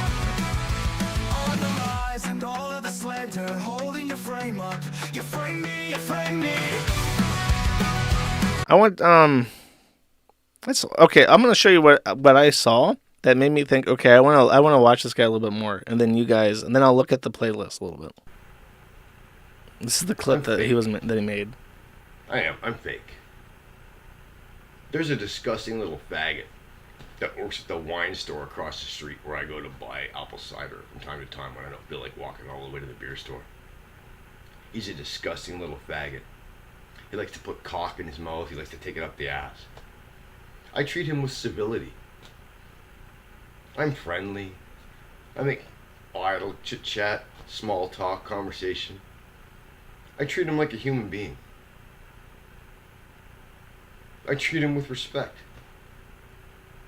But the reality is that he's a disgusting little fucking faggot, and he should have his fucking throat slit. So is he fake? Because he's like a avowed homophobe, and he like holds contempt for this gay man that sells him apple cider, which is a very heterosexual drink, I should acknowledge. And he's like confessing to his audience, like, I'm sorry, I see a homosexual in my day-to-day life, and I don't bash him. Okay, this is a minute long. Let's watch it. This guy hates shirts. All these women out there trying to prove that they're equals to men, to try to show that they can do what men can do. I don't give a fuck. How stupid are you? I don't give a fuck. I don't know why you expect me to be impressed. I'm not gonna fucking blow bullshit up your fucking ass. I'm not a fucking 19-year-old people-pleasing little bitch trying to fucking get in your panties. I don't give a fuck. Oh, we're the equal of men. I don't give a fuck. I don't care. Do you realize how irrelevant your accomplishment is to us? How insignificant you are. How little we care. How insignificant it is. How that we no respect for you. No respect for you. I think this guy might have a Twitter account with like 200,000 followers. I think we have to find out who he is. Mind that you think that we give a fuck. I show that I'm as strong as a man. I don't give a fuck. All I care about is, will you suck my dick? Will you make me a sandwich? Will you give me babies? Will you be a bitch? I don't give a fuck. I wonder why his wife divorced him. Are you really that him. fucking stupid? You work so fucking hard to try to show that you're the equal of men. We don't fucking care. We don't fucking care. What a lad. Oh, his stupid daughter? Has he bashed his own daughter? If my daughter had been smart enough to drop her frame. Wow, bro. My daughter had been smart enough to drop her frame and be honest with me and tell me the truth and answer my questions honestly, then she would have known that everybody was lying to her. She would have known that everybody was lying to her, because I would have been able to fucking show her all the evidence to prove beyond any doubt that she was lied to. I would have been able to prove to her that she was lied to if she had dropped her frame, dropped her walls, and been honest with me. And the fact that she refused to allow me to defend myself means that she walks through the world right now with her head full of lies. The things that she believes are not true. Did this guy and Ralph need to hook up? And the reason she believes things are false is because she didn't give me an opportunity to defend myself. She wanders through the world with a head full of lies, believing things that are not true. Because she was too fucking stupid to hear both sides of the story. She's not gonna be a fucking investigative journalist, that's for sure. Because she's too fucking stupid to hear both sides of the story before she goes out and reports. Damn, bro. What a fucking dickhead. So this is the issue with, like, super big misogynists who, like, want to live the trad life and be like, oh, women only are about family making. Like, do you realize that there is a 52% chance that your children will be women? How do you anticipate raising women if you had utter fucking contempt for them?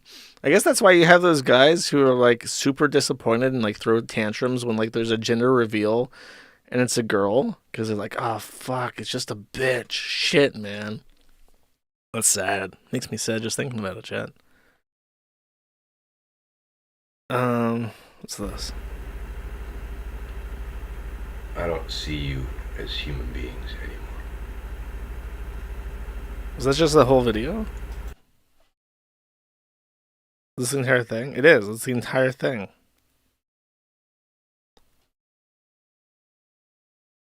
Oh, he's got 10,000 subscribers. This is a pretty big chain. 1 minute ago. What the fuck? He's live right now. I like to say you can't prove a negative. You can when you have alibis and piss tests, motherfucker. You're in deep shit. The sword is hanging over your heads. The sword is hanging over your heads. I have alibis and piss tests. I have proof. Something that this guy and All Rekieta have you in common. have is bullshit. And the fact that other people believe you're bullshit, and they've grown accustomed to the idea that your bullshit is what's real. You got way too fucking comfortable. Because I have alibis and piss tests. I had no idea what he's talking about, in case you're wondering. Built it all on a foundation of fucking lies. The sword is hanging over your head. You wrote checks that your body can't cash. And the interest is accumulating. And I will be fucking paid my due. You can make no fucking mistake about that, motherfucker. About that.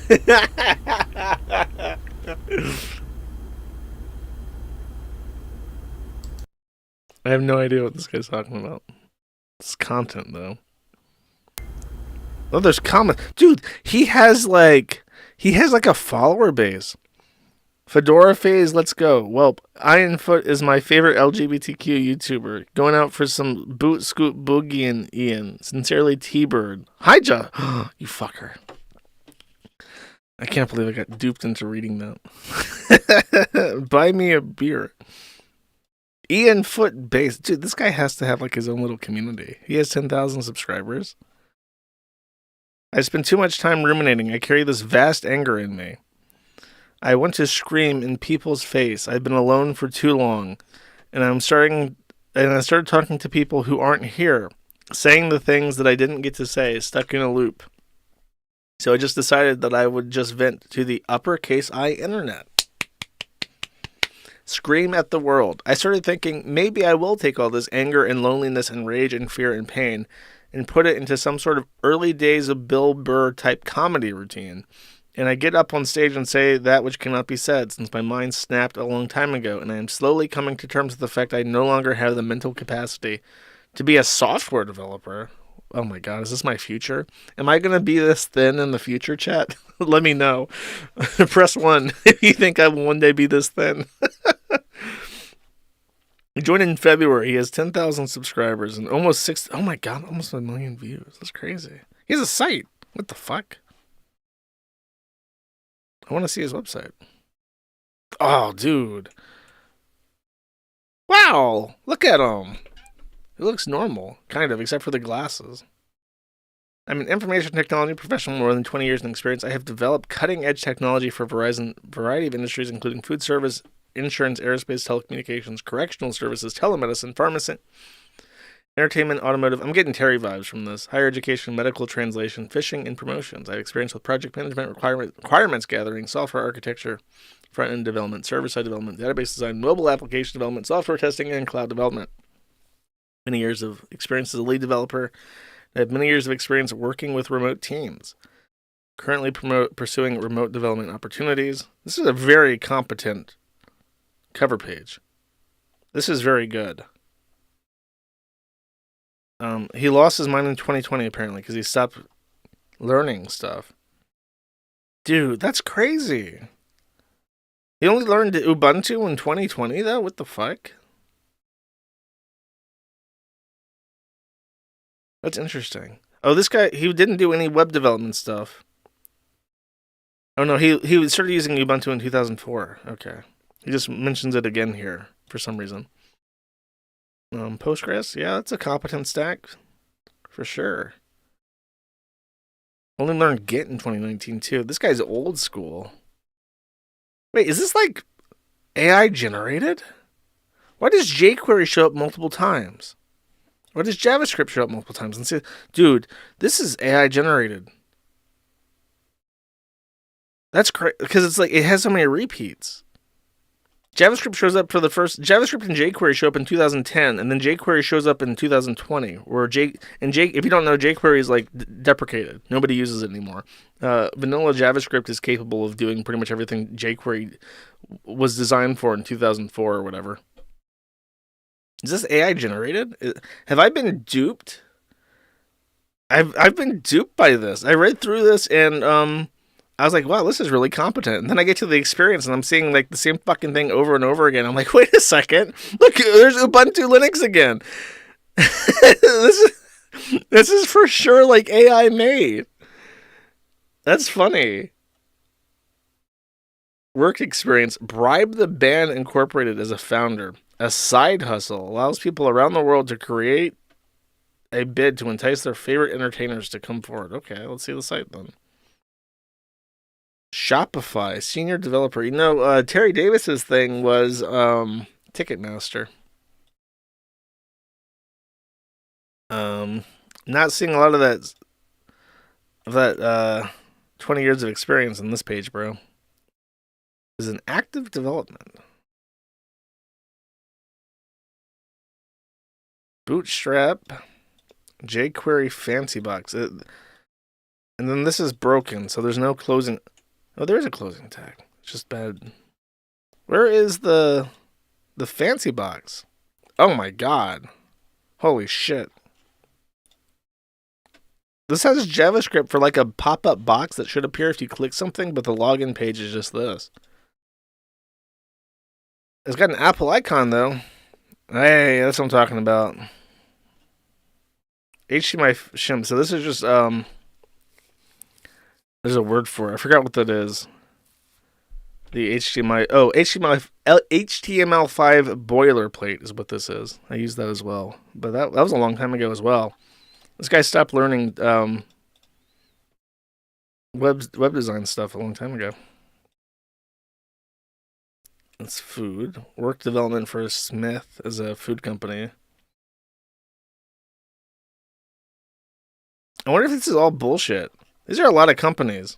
Like, he's worked 20 years, but he has like 20 different jobs. Shopify, Smith, Murnau Chappelle, Global Aerospace as a senior developer, lead developer, senior developer, remote, senior developer, remote. Senior kind of implies that you've been working for them for like 4 years. Lead developer too, unless you just came in as a lead developer. Bright Crow Media. That's a lot. It's a lot to go through in 20 years. He's a harmonica player. Oh man. Mixed martial arts. I mean, this guy looks like someone you don't want to get into a fight with. He's got that lean muscle. Boy Scouts was a beaver. Oh, that's so cute. In Canada, the entry level for Boy Scouts is a beaver. Is this accurate? He was in the Canadian Infantry?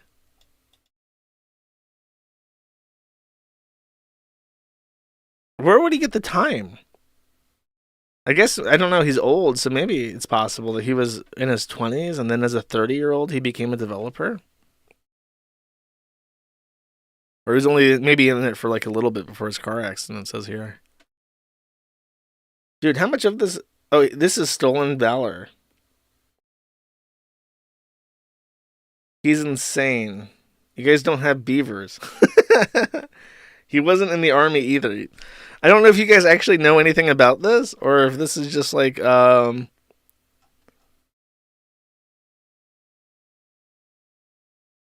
let's see... Oh, this is a warning post about him, apparently. I know Ian Foote in real life. He's a childhood friend of my boyfriend's. My boyfriend has stopped communication with him, so have most of the friends and family. The last 3 paragraphs are the most important, so if you don't want to read it, okay. A few years ago, he needed a place to crash before moving to Vancouver, So he stayed with us a few nights. My boyfriend felt he owed it to him, and he said something like, quote, because I, like you, believe everyone is good and can change in the right circumstances. He was a respectful house guest in terms of cleaning up and respecting our physical space, but he could not stop ranting about everything. Immigrants, women, pro-gun stuff, conspiracy theories.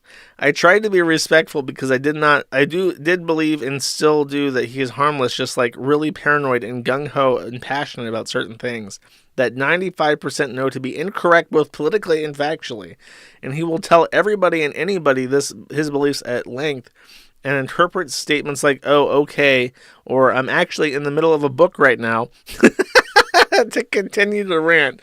I literally just stayed in the other room and was super silent when going to the bathroom so I didn't have to talk to him, not because I was scared of him, but because what he said was redundant, ridiculous, and he was not open to any discussion, i.e. an introduction of new facts or information that would change his thinking.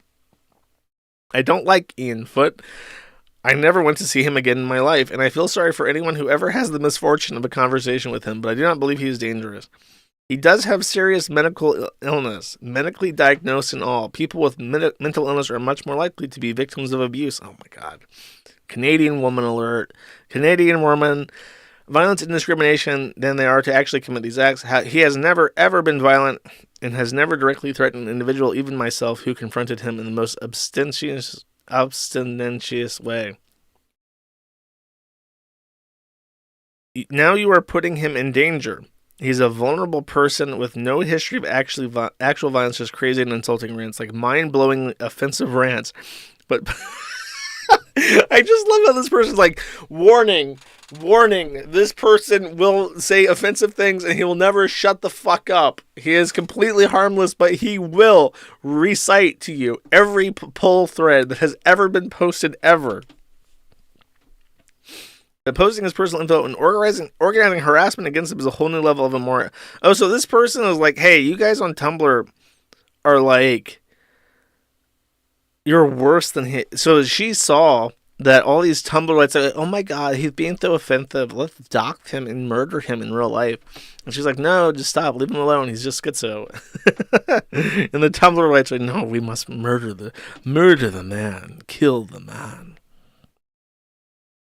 Interesting. I don't know. I just saw that one clip and it made me laugh, so I figured I'd do like a little bit of a dive into it on live. Because I haven't. When was the last time I did this, chat? It was like fucking 3 years ago that I just pulled up a thread and was like, hey, what do we got going on here? What makes him a horror cow? What is this? Because he's shirtless? I don't think being shirtless counts as a horror cow, bro. You gotta see the other ones. I mean, yellow fever, though. It's pretty scary.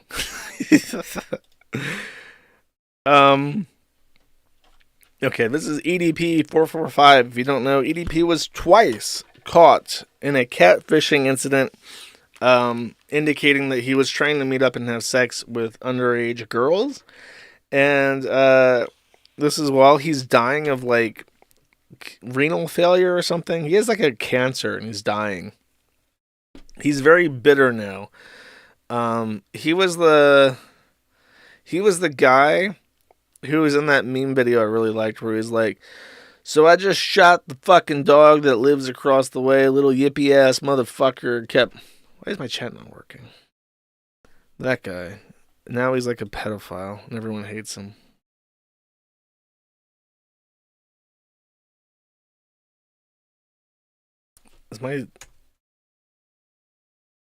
Okay, my chat's definitely dead. Give me a second.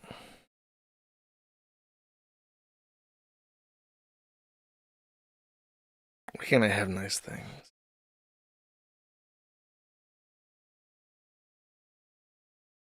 There we go, chat. Jeez. What a pain in my ass.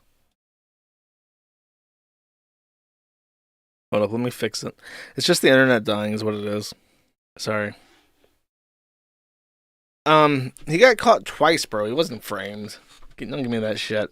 And now he's like super bitter about it. He's acknowledged that he's fucked up. However, I think, is this the part that's really funny? I hope this is the part that's really funny. Because there's a part that's really funny. Oh, my internet doesn't work, of course.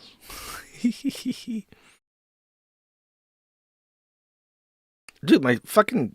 Okay, hold up. My VPN is dying on me. Let me try changing. The issue is that every time I change it to the United States, it breaks Rumble chat for some reason. And I don't know about... I've tried a bunch of different countries and it doesn't always work. Do you mind...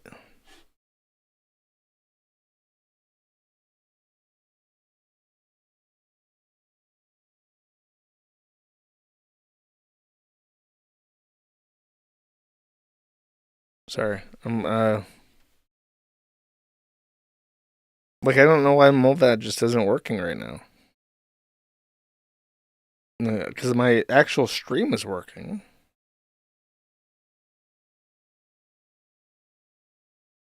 So I don't... Okay, I switched over to something else. Now it appears to be working. Can I fix my chats? Okay, alright. So... Oh, that's from the clip of him getting caught. Okay, hold up. Let me fix my chat and then I'll read stuff. Sorry, I mean, I don't know what you want me to do. I'm trying to... Okay, great. Okay, so the issue with him was that he got caught catfishing. As I've said, the best part of this video is at 5 minutes in. I would zip you right to it. There's something that he said that made me laugh out loud. Should be held accountable. Okay, wait, hold up. It's already past that. What they'll do, right? And they think that they're fucking sneaky about this shit, right? Malicious intent. You feel me? I made a video a long time ago. Shit, sorry. This must be really, really fucking loud. Let me fix that for you. I apologize. I had the gain up from the last videos. And it was a video where I talked about obviously adults should be held accountable and they should be they should get in trouble for messaging minors and engaging in those type of conversations in that particular way, right? Gotcha. Good idea. Okay, you're owning up to it, EDP. It's a little bit too late. You probably should have came to this realization before you did those things. But at least he says it was wrong, and at least he says that bad things should happen to people who try to have sexually explicit conversations with minors. Great. Excellent. Good job. I also feel minors should get in trouble for messaging adults. Okay, let's take a step back. Let's unpack this. You're doing pretty good. You're saying the right things. No. If a child is sexually promiscuous, it's usually a sign that they're molested. This isn't really a even the passenger gets in trouble kind of situation, EDP. That's kind of fucking profound. I mean, both sides are in the wrong.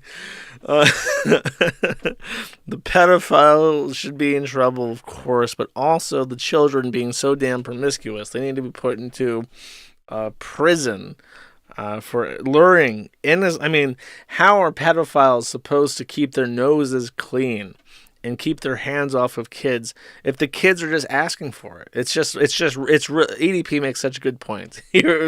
Those damn kids are just so promiscuous these days. They're really threatening the safety and order of society through their promiscuity. Great. Good job.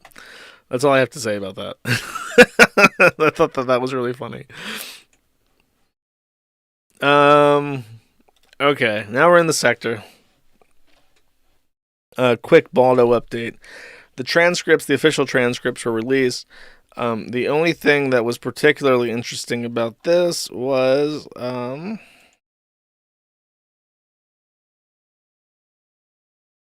April filed a motion to dismiss as well, I guess, for the same reasons.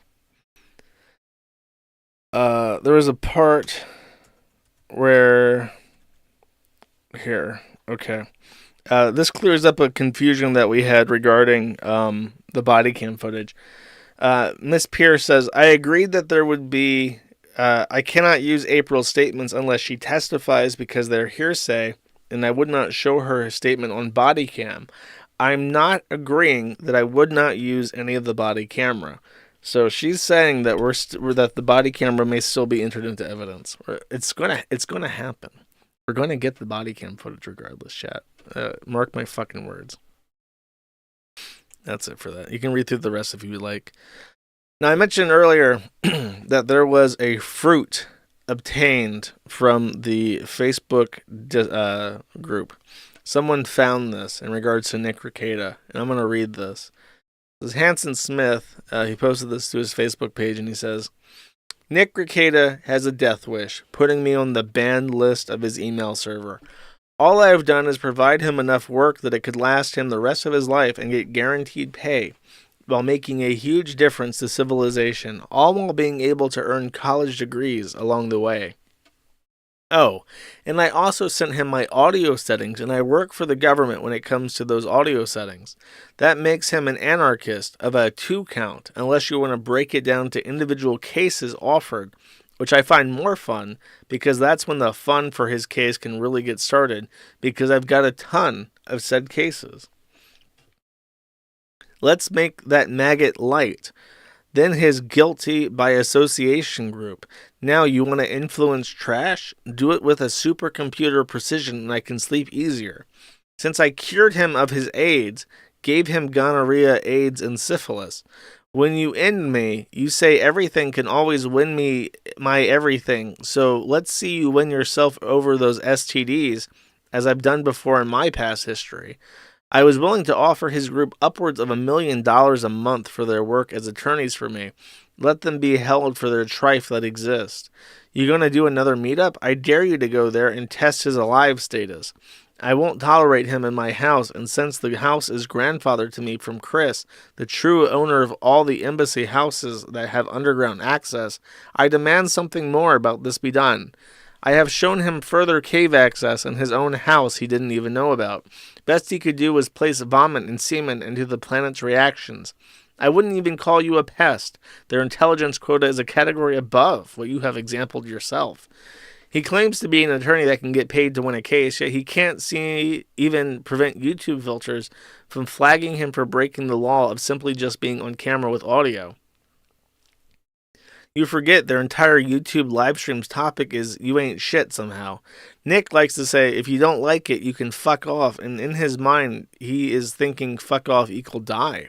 A mathematician would tell you the law regarding the math of that situation like this.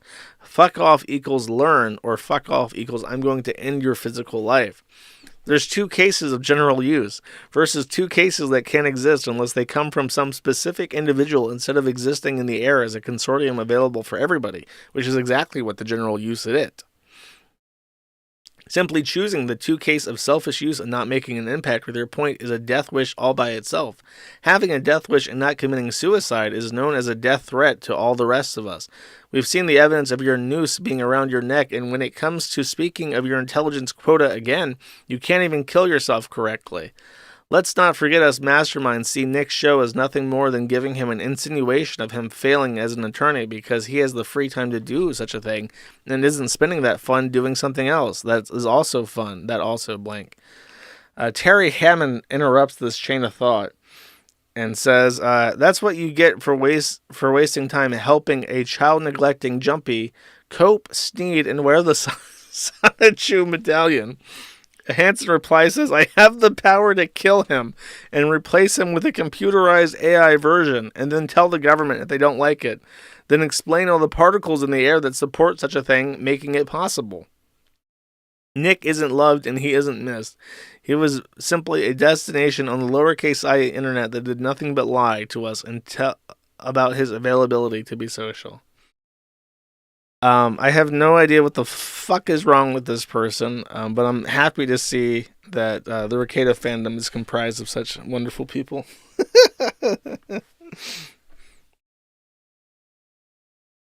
Next, Juju the cow is suffering. Juju the Cow interviewed Andrew Tate. Brian Kasserstein asked Dick if he could use footage of Andrew Tate's interview to discuss him on Twitter. Dick agreed. What he didn't know is that he agreed to have every second of him cut out of this video so that there's zero advertisement for the Dick Show at all. I don't know if there's the clip. I don't even give a fuck. Basically, Andrew Tate explains in this is a 2020 interview, and Andrew Tate basically explains that he's a pimp. He is a hustler. He has sexually enslaved young girls. He has no regrets. He says that the purpose of life is fucking underage girls. And even Dick is like appalled by this. And this is the weird thing. Dick is like screaming, like, how can Brian Kasserstein not advertise my podcast? How can he not do that? And he's like upset because he's like, I interviewed Andrew Tate and I got him to confess to crimes. Am I not a hero? And he hates Andrew Tate. And I don't know why. Like, what possible thing? I guess just because it's like he wants to be consistent and he hated Andrew Tate back when in 2020. But like, Andrew Tate, I would imagine, is what everything that Dick Masterson, Dax Herrera, a.k.a. Juju the Cow, would ascribe to be. He's a hustler. He got money. He's got big houses and fancy cars. He fucks young pussy, as Dax likes to say. I guess he got caught. That's kind of a downside. But it's, I mean, I don't get it.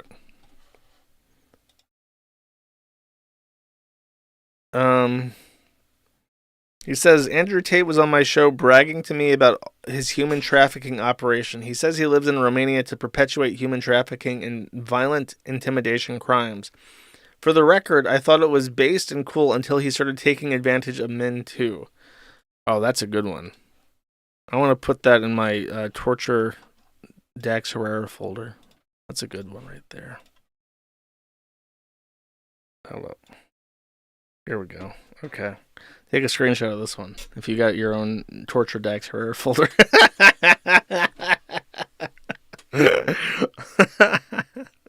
What an edgy boy. Yeah, the pedophile, rapist, human trafficker, slaver is really based until he did it to men. Great. What a fucking banger, bro. Good job. Alright.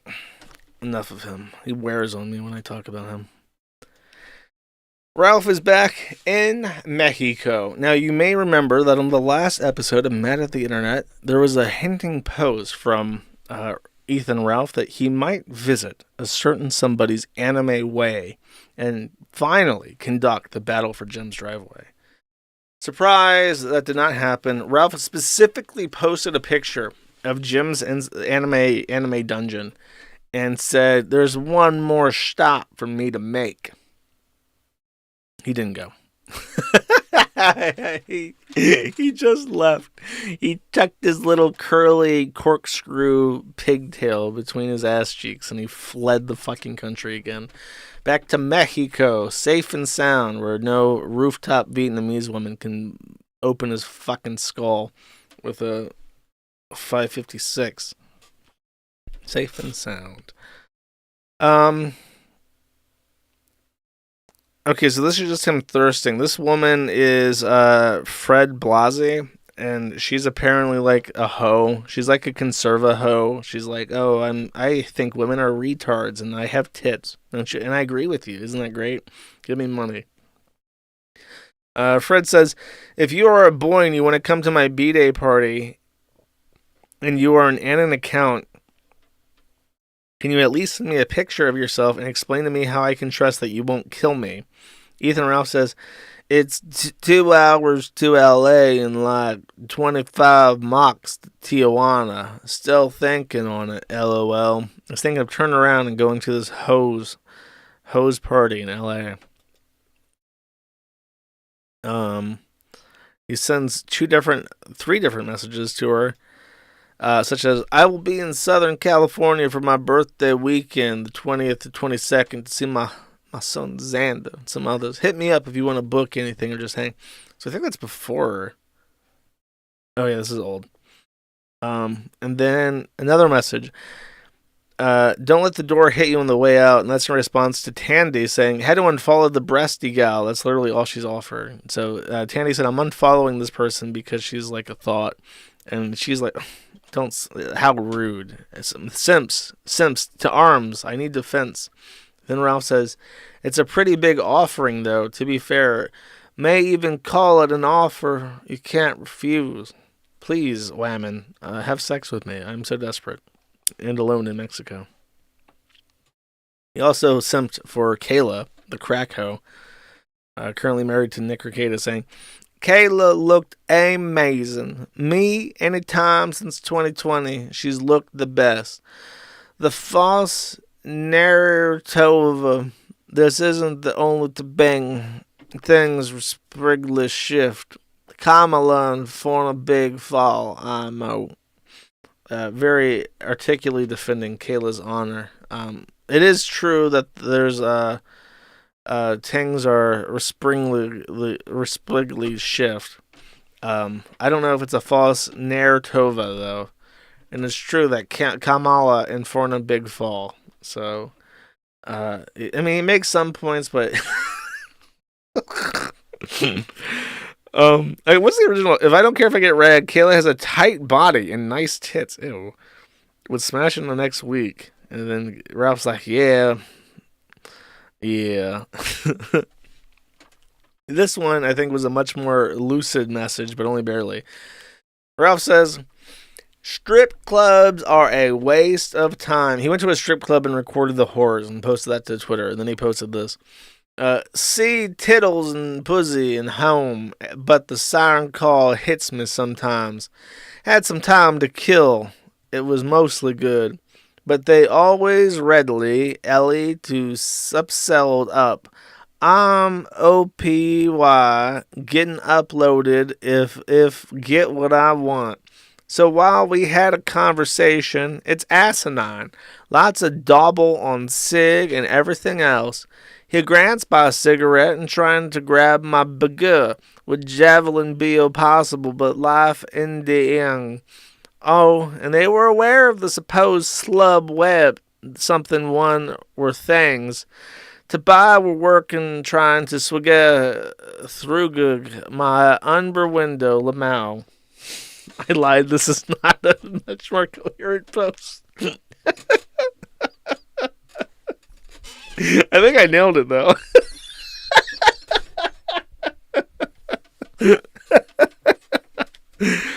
Oh, I'm so glad I'm not Ethan Ralph. Okay, how about this one?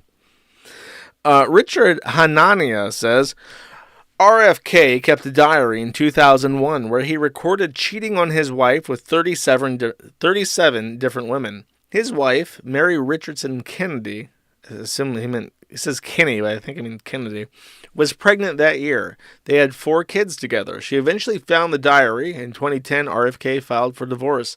In his affidavit, Mary was portrayed as an alcoholic who abused her husband and was a danger to the kids. The document was supposed to be sealed, but it somehow made its way to the press.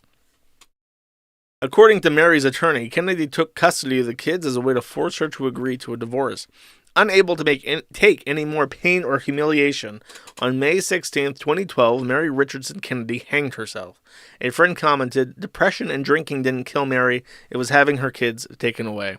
Robert Kennedy gave a eulogy at her funeral where he claimed that in their last telephone conversation the day before she died, Mary told him everything was her fault. Great guy. Ralph, of course, has a follow-up thought to this wonderful story of horrific abuse and torture, saying, real men naturally want to cheat during their wife's pregnancy. Are we ready to have this conversation? That's his takeaway. I mean, shit, if fucking RFK was having 37 bitches while his wife was pregnant, that fucking horse got all antsy for me having just ones. How you gonna do me like that, man? You told me I could do it, and then you got angry anyways when RFK had 37 side hoes. and she done killed herself. So you got it good as far as I'm concerned, May. Actually, here's a follow-up message. This is actual writing. Pregnant pussy is the best, though, and they are super freaks. But still, something calls at the inner soul of a man to go out and fuck another chick, too. Even if the woman tells you she's cool with it, by the way, don't fall for it. It's self-harm for her. Be discreet. He fell for May's clever traps. She said, go off, Ralph, and spread your wild oats. And he's like, thank you, my horse, I will. And then he goes out and he fucks a Mexican prostitute. And she's like, okay, bye. Oh no, she told me that I can go fuck anyone I want, and then I did, and while I was out fucking everyone I wanted, she left. It was a trick. It was a clever ruse by that horse. God damn it, I never saw it come. Never trust no bish, he says. And then, of course, he somehow crashed his fucking car again. He says, okay, so I actually got in a wreck at the CDMX and lost my phone. All good, the big show for tomorrow, but today is in doubt because I'm replacing my phone again. Already got the SIM and same number. He claims that it was an Uber that crashed, and not his own car, so I don't know if that's true, but it seems like terror and misadventure awaits him regardless of where he's going.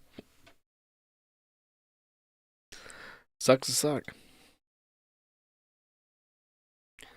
Okay, give me a second. There is some Reddit stuff, but it's in a different folder. Alright. Found it.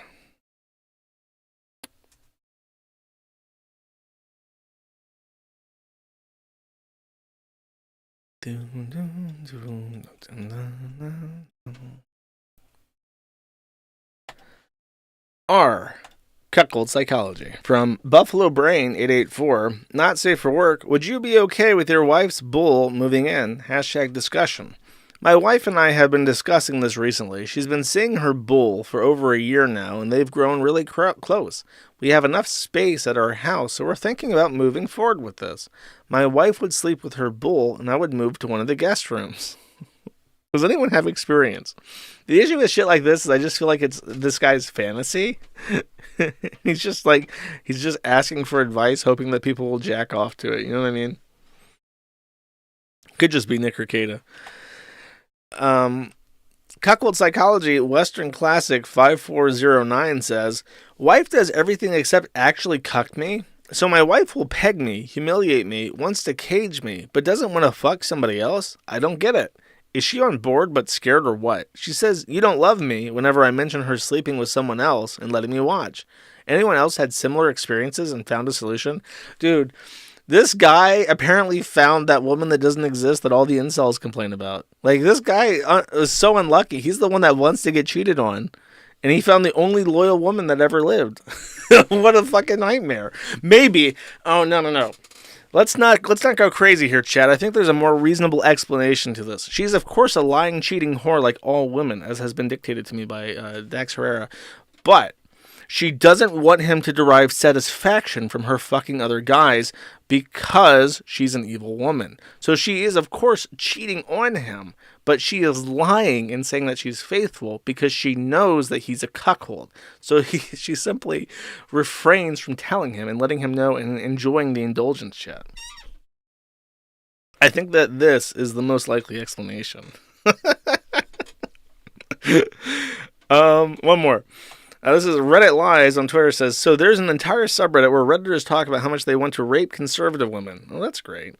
Katie Pavlich says, socialism sucks, but I'd love to hate fuck this cunt's throat and fill it with salty loads. Ew. Who is Katie Pavlich? Bro, Redditors are gross. These are the male feminists, though, by the way.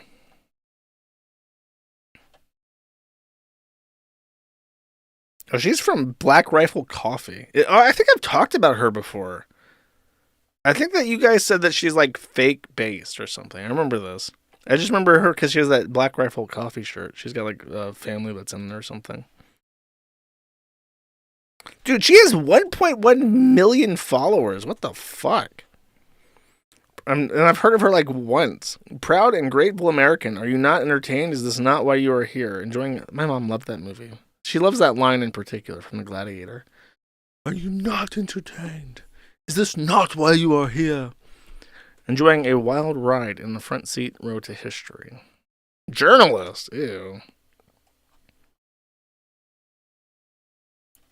It's so sad. It's that primal, like, maybe they're just Muslim.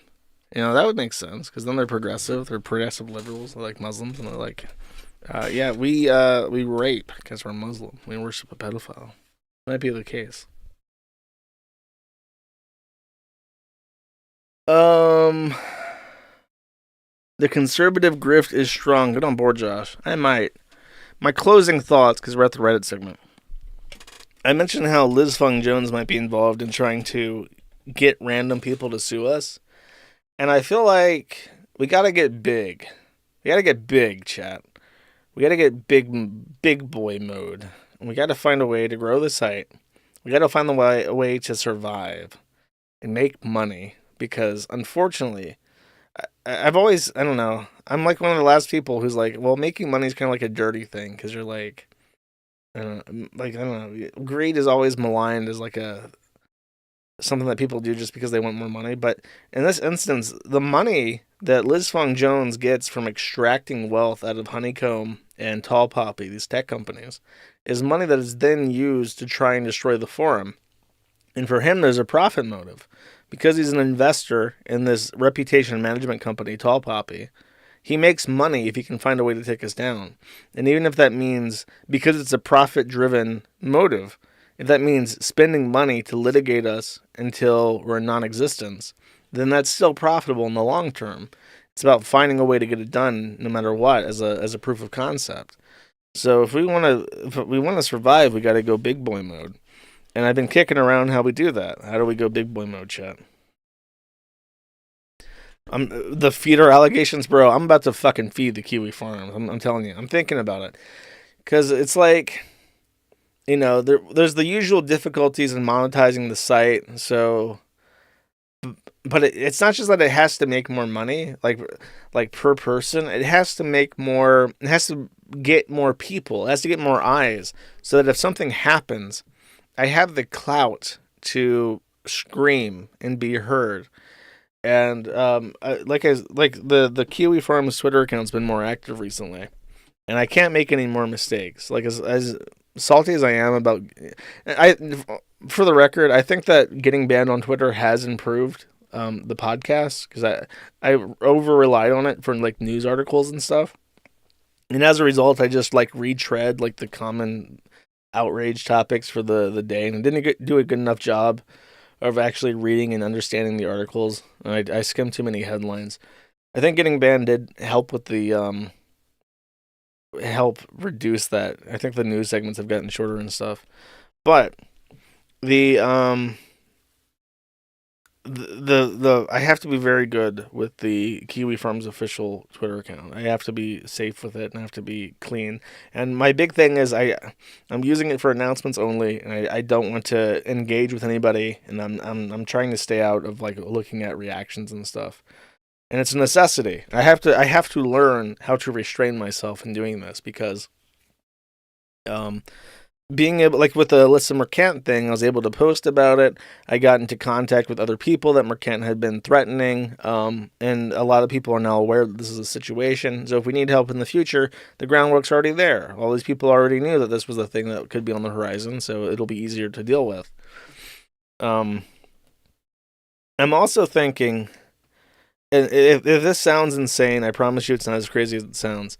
I'm occasionally contacted by sympathetic journalists. And they are doing research into things that are serious topics that are not adversarial to the forum. And they use information from the forum and they make documentaries out of it. And these are good exposures. And I'm trying to think of how we might actually be able to play ball with independent publishers in regards to information that's on the forum. And I'm thinking of setting up an actual, like, right now I have a press email for the forum, but if you read it, it just says, like, don't even fucking bother. Like, that's basically what it says.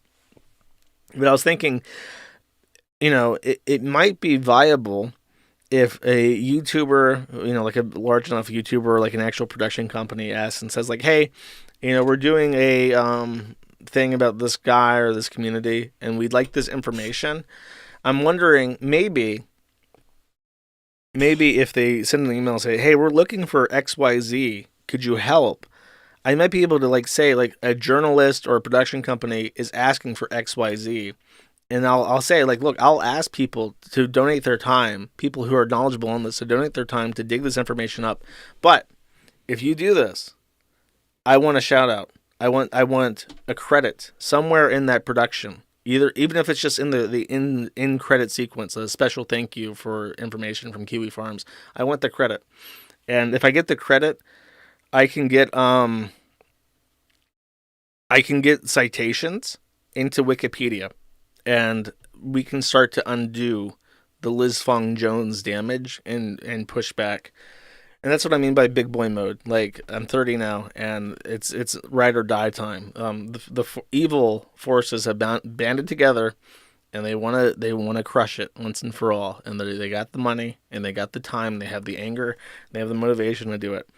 So that's my idea for the press stuff. It's like, look, we'll help you, but we want to shout out. I want it in writing. You want me to put you in touch with somebody from the forum that was involved in this thing that you're investigating? I can do it for sure, but the forum needs a credit.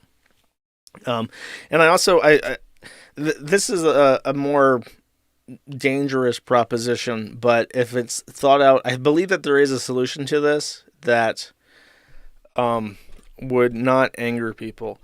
I've always said that I'm very appreciative of people like Mudahar and Turkey Tom who give credits to the forum. And just recently, I haven't seen it, but I heard that there was a documentary about a zoo sadist put up by Cecil McFly, and it was very flattering to the forum. And I'm always very appreciative to things like that. And it's a very unfortunate relationship that the forum and public people have to straddle, where because it's a forum that's inherently critical, anybody who has a more direct relationship with the forum is a higher priority, like, target, and people will try to instigate infighting just to sabotage beneficial relationships like that. So I would love to find a way, even if it's just the press thing that I just mentioned, to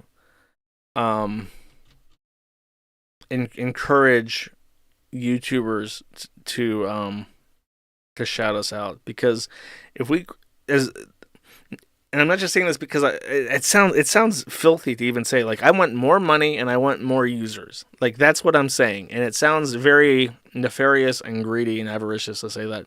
But it's not specifically that, because I know that the money I make is going to go to a fucking lawsuit anyways. So it's not like I'm going to be riding my my Bugatti. I'm going to be tweeting at Greta Thunberg, hey, what color's your Bugatti, bish? It's like, yeah, this is all going to go to fucking legal expense. You know what I mean? So I have to be avaricious in a way. And I have to be more smart, and I have to be more careful, and I have to watch what I say.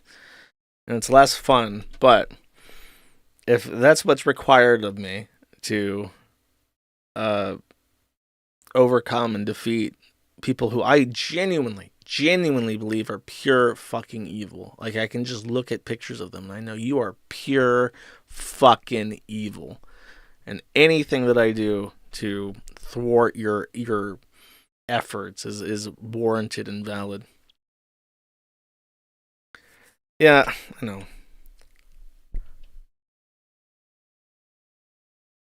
Maybe ask Tom to help you network. They're all interconnected. I know they are. And, you know, I said something shitty about Tom, and he responded, and he was very gracious about it, and I appreciate that. Yeah, I don't know. I'll have to think about it, because I would love to be able to make wins, because, and again, it's so frustrating, but it's like there's a reason why they all do it. They all go out and they make friends and they make money, because it's when you have more human resources and when you have more economic resources, you're in a better position to defend yourself. That's just how it is. No man's an island. You can't survive by being a small fry, you know. I don't want to compromise any of the values of the forum, but I want to find a way to make it work better in a bigger picture so that it stops being a taboo that nobody can say the fucking name of. That if you Google Kiwi Farms still, you get like auto-generated AI summaries of like Kiwi Farms is a cyber-stalking, harassment, murder website. It's like, okay, you know, I get that that's really, really funny because it's fucking stupid and wrong, but at the same time, it's not fucking funny because when a judge gets my case and Googles Kiwi Farms and the boomer gets his drip-fed information line that just says murder website, like, that doesn't help. It's like, it's funny when fucking retard journalists take that shit at face value, but when it goes in front of the courts and goes in front of the administrative segments of the United States, it's like, then it's not fucking funny. The death of internet Juju. Yes, that's correct. Separate yourself from the forum a little bit. Yeah, that's another thing. It's like, should I like take a step back? Should I be less active? Because if it's now a situation where it's like, oh, if a thread gets moved, that means it's an agent action of the Kiwi Farms. Like, I know that Quasi with the O&A forums, he doesn't post on it at all. When they do post like official stuff, they say like they speak in third person as if not to imply that the person writing it's Quasi. So I don't understand what the LFJs get out of making shit worse. It is his business. Censoring's my business, lady, and business is good. That's what he does. Tall Poppy is a reputation management company. Hello, my name is Alyssa Mercant. I'm filthy fucking rich from my parents. I want information off the internet. Can you help me, Liz Fong Jones?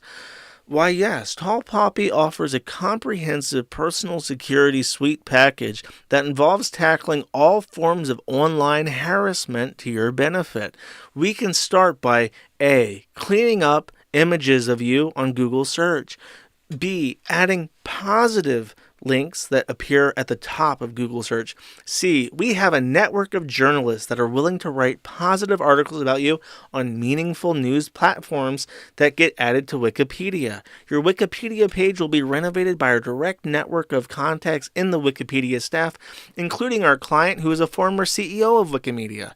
Your Wikipedia page will reflect the beautiful person that you are. You'll have a new boundary of a bounty of news articles. The websites that are saying mean things about you will be crushed, and the really mean websites, well, we can just sue them into oblivion if they don't cooperate. And it's a low cost of $10,000 a month for the rest of your fucking life. Oh boy, that sounds lovely. Thank you, Liz Fong Jones. That's it. It's just a business. It's just a business. Don't think of it as anything more sophisticated than that. It's an evil person with an evil fucking business. Okay, so that's it. That's my black pill closing out on this. But I figured it out. Very clever, chat. I'm very, very clever. All right, super berries. Let's go to the super berry. When on my professional stream we make the super berry segment, we go to the background, we make it green because green is like money. That's how we do it. Sneedium for 5 says, excellent secret stream yesterday. I hope you pull a rare Hulk Hogan brother for America, the American way. I'm gonna eat my vitamins, say my prayers, and maybe even train. That's the Hulkamaniac way, brother. That's the only Hulkamania thing I know. Hamburger for 2 says, were you this late and gay with DSP? He must have been itching to speak to Kiwi Farm's top dog on time. Good interview though. Thank you. I appreciate it. And no, I was a little bit late just because fucking PvP kept talking. Interview was masterful. Also a good general introduction to your site and philosophy. I'm glad he thinks so. I'm glad that I presented myself well. As somebody who did not have the best social skills only a couple years ago, I'm very pleased that people have warmed up to the role. Swamp Donkey for 5 says, why did my explosives thread get swept? I thought you tacitly approved of it in a previous stream. I don't know. I might have deleted it. It might have been somebody else. You have a talk to staff thread. I thought you asked them. Red Eyes, I mean, by the way, if you're just posting like how to make bombs, that requires a little bit of thought. I know that there's like IED manuals that the government puts out, but making an explosive is generally illegal in the U.S. Red Eyes Black Dragon for 2 says, Nancy Pelosi is a reptilian warlock. She wishes she was that cool. Please read 6 through 8. It is still August, says Cole. Neither shall you entreat from them, nor for yourself, but you shall weep and supplicate in silence. The words of the book which I wrote, a vision thus appeared to me. There you go.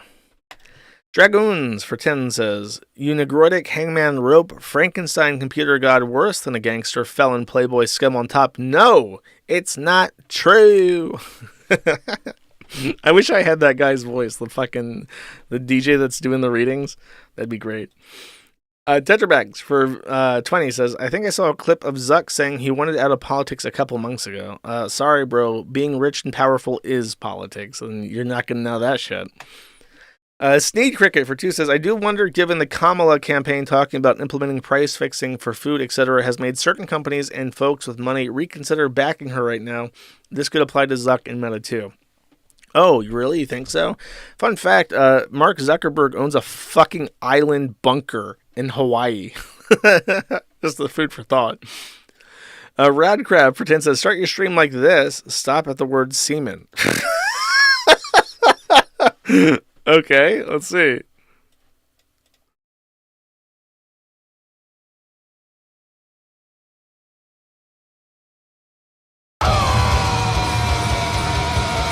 Oh god, this is like freezing my computer.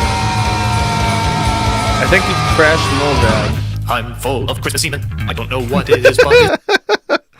This is from Nostalgia Critic, in case you're wondering. I didn't show the video because I couldn't, because my computer froze when I opened this fucking thing. Thank you.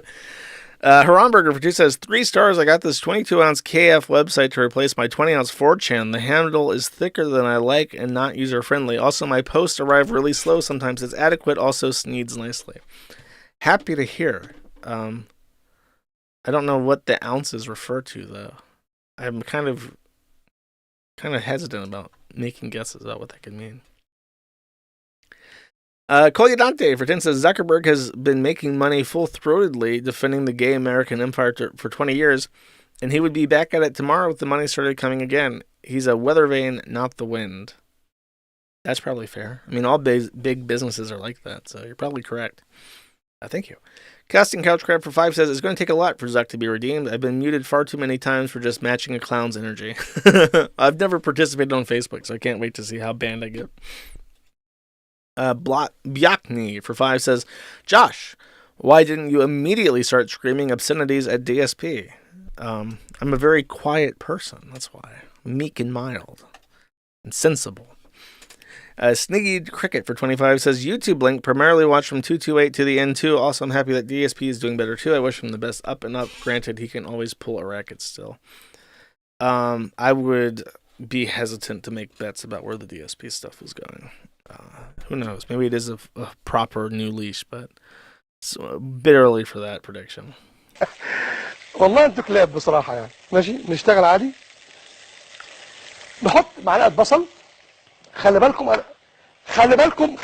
انا برنامج طهي. يعني انت لو عايز تخش بحجة وكلام من ده وتتكلم كلم برنامج، كلم شيخ، كلم برنامج شيوخ يعني عشان الشيخ يقدر يرد عليك كويس ويقدر يعني باذن الله يعني يظبطك يعني. فخلينا في الطهي بتاعي وخلينا في برنامج الطهي، ولكن عايز اقول لك حاجه واحده بس ولكل الشيعة تتصل يعني سواء حد اتصل او ما اتصلش، بلاش كفايه يعني كفايه اللي في قلبنا من ناحيتكم، فما بلاش تكتروه يعني، خلونا كده ساكتين عليكم، لان لو في حكم اسلامي صح يعني انتوا مش هيكون لكم وجود ان شاء الله. واتقوا الله كده وخليكم كويسين يعني. انا عشت في العراق 4 سنين ونص، كان اجمل ايام حياتي، والله يرحمه صدام حسين، الله يرحمه، ما كانش بيطلع عليكم صوت. The Middle East has it made. You can just say whatever the fuck you want over there. That's true freedom. To be able to cook meat and also scream that you wish death to an entire group of people. That's freedom. George Bush out there saying like they hate us because of our freedom. Nah, they don't. They if that man woke up today with our level of freedom, he would jump out the fucking window. Okay, he would be gone. He couldn't handle it. Tetrabex for $100 says, the sad fact is that if you point out how successful AI slop is, you only validate how simple humanity really is. Well, I mean, more and more computer assistance is basically fucking inevitable. Like, if I just want to look up something, I say, hey, Google, or hey, Bing, whatever the fuck. Hey, Alexa, how do I make a bomb?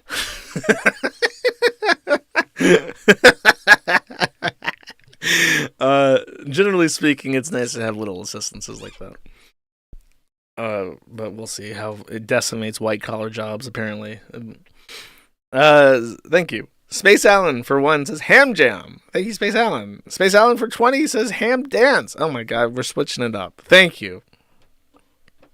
Appreciate it. Sneak Cricket, for 5, says, I remember I can click these. In that shit woke game trailer, the characters are driving a Volkswagen EV minibus. In real life, the EV minibus starts out at $60K USD. Dealers will charge more. A Tesla Model Y is $48,000, and then there's a tiny URL. I will trust you. I don't know anything about electric vehicles, though. I don't really have an interest in them. I would buy one if they made an electric vehicle that was just a fucking electric vehicle. And not like a computer car. Like, they're all computer cars. Like, I don't want that. I want like a regular vehicle. And they, with electric vehicles being the way that they are, it should be really easy to just make a basic car that has no fancy computer shit to it, that just has a battery propelling it. But for whatever reason, they have to be computer cars too. Laserdisc Spinman, for 3, says, the music in Dustborn is Guantanamo Bay for my ears. The lady singing is so flat and clearly doesn't care. I mean, how could she? It's a shit-ass game. She knows it's shit-ass. Ballistic Characteristic, for 20, says, great show. Have a good week. You too. Thank you very much. Barello Furman, for 1, says, I'm still hurting from watching Bossman Jack receive 120K just to inevitably piss it away. Well, it was as good as gone the second it hit him, so I wouldn't think too much about it. It does suck, though. It would be nice to have. Gormless Wonder, for 10, says, just 30 seconds. Okay, let's see.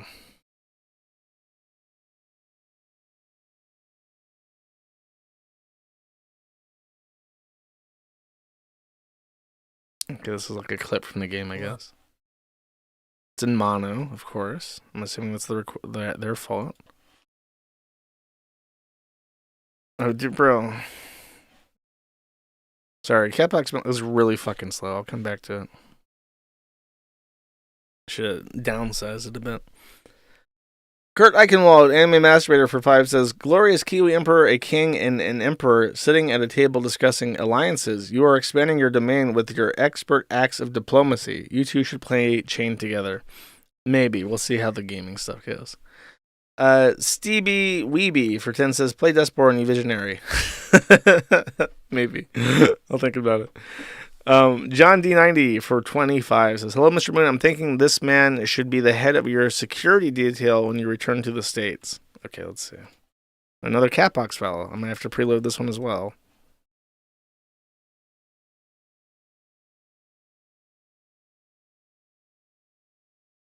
Yeah, I'm going to have to preload this one, I think. Okay, I will come back and play all the fucking Catbox files in a second, because the Catbox is just really, really slow, and I don't know what to do about it. Haramburger, for 2, says, if I have even a quarter of the stream's chat buys Concord, if even a quarter of the stream chats buys Concord, we could utterly take over the player base. Imagine the gameplay streams chat. Dibs on the yellow barrel robot. But then we'd have to all buy Concord. Is it free? If it's a free game, maybe it would be funny to do a Concord match and be the only people that have ever played the fucking game. But I feel bad for the developers. Imagine all the ones who, like, I don't know. I guess maybe nobody cared, but I feel bad if there's like a really like aspiring game dev who like really poured his heart out and like made like a good game, but nobody will ever know because nobody wants to play a fat black retard.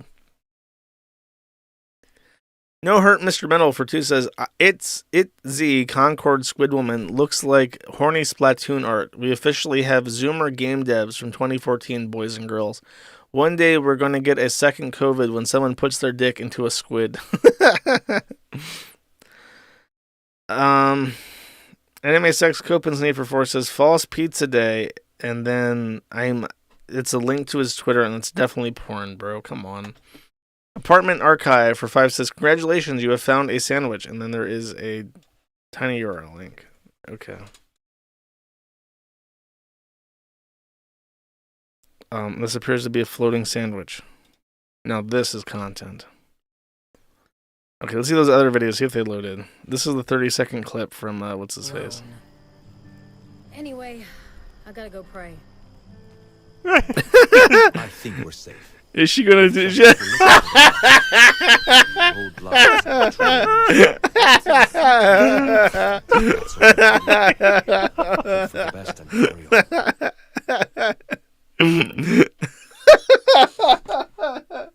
Dude, if they did, they would never just have Christians praying. That would be too bland. Ew, yucky. Is the thing gonna play? This area is a little rough, I know. There's some bad people lurking the streets. Around every corner, there might be a knife. Oh, dude. Okay, I'll wait for the fucking Jace video.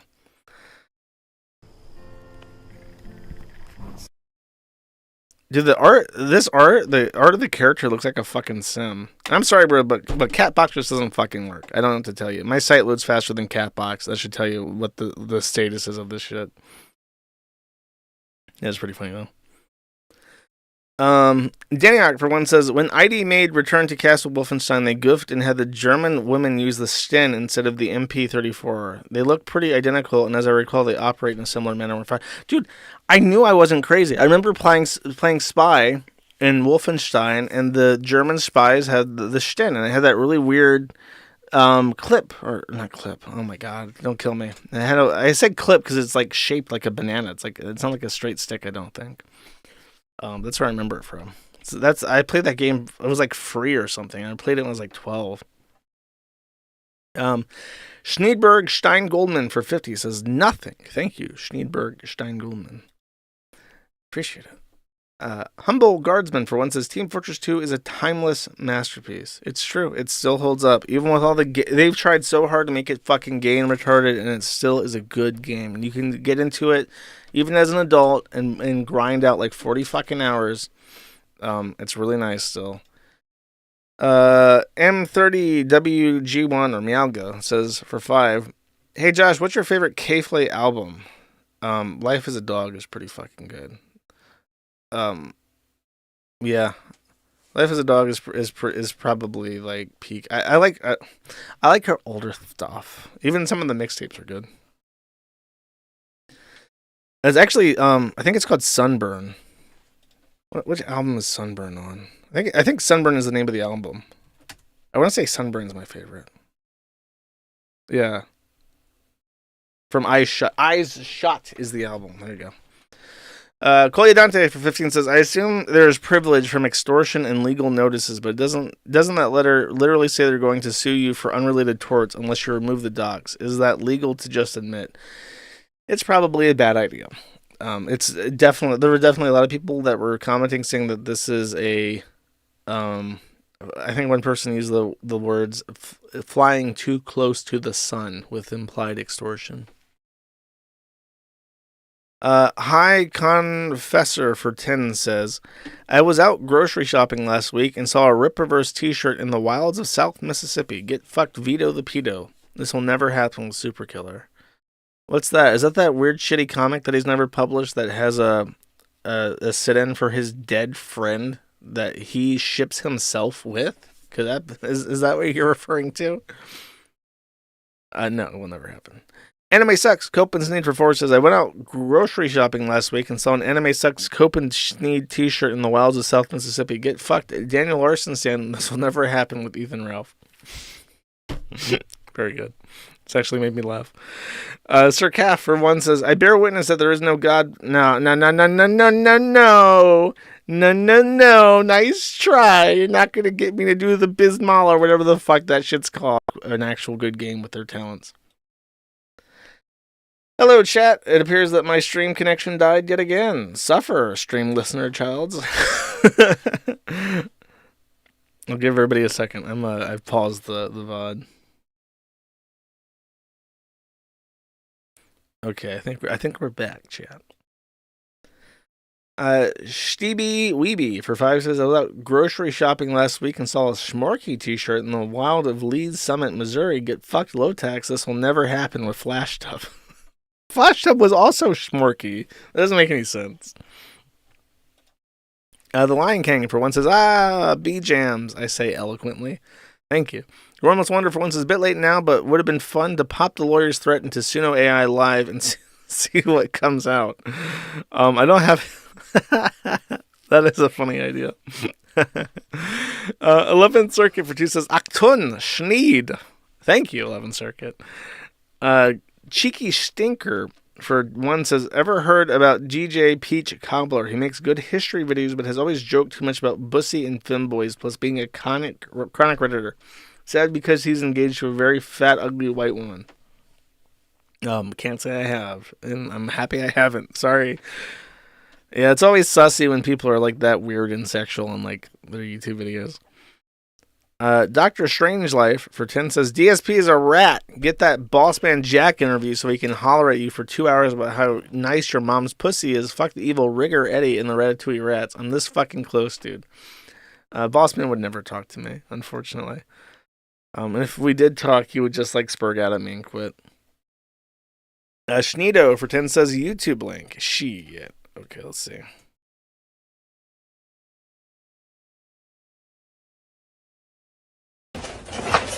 What you gonna do if we come in your backyard and you had a family?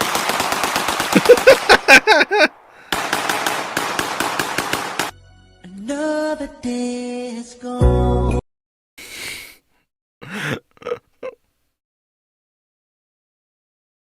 Oh, dude, 400,000 views and they're all racist comments based.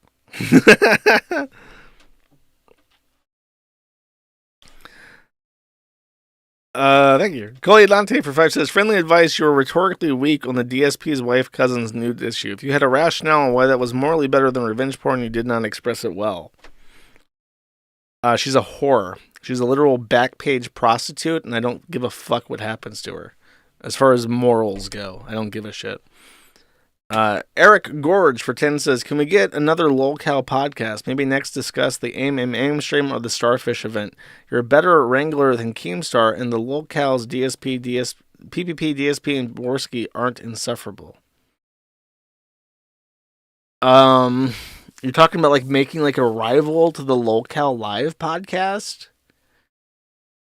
I mean, like, fuck.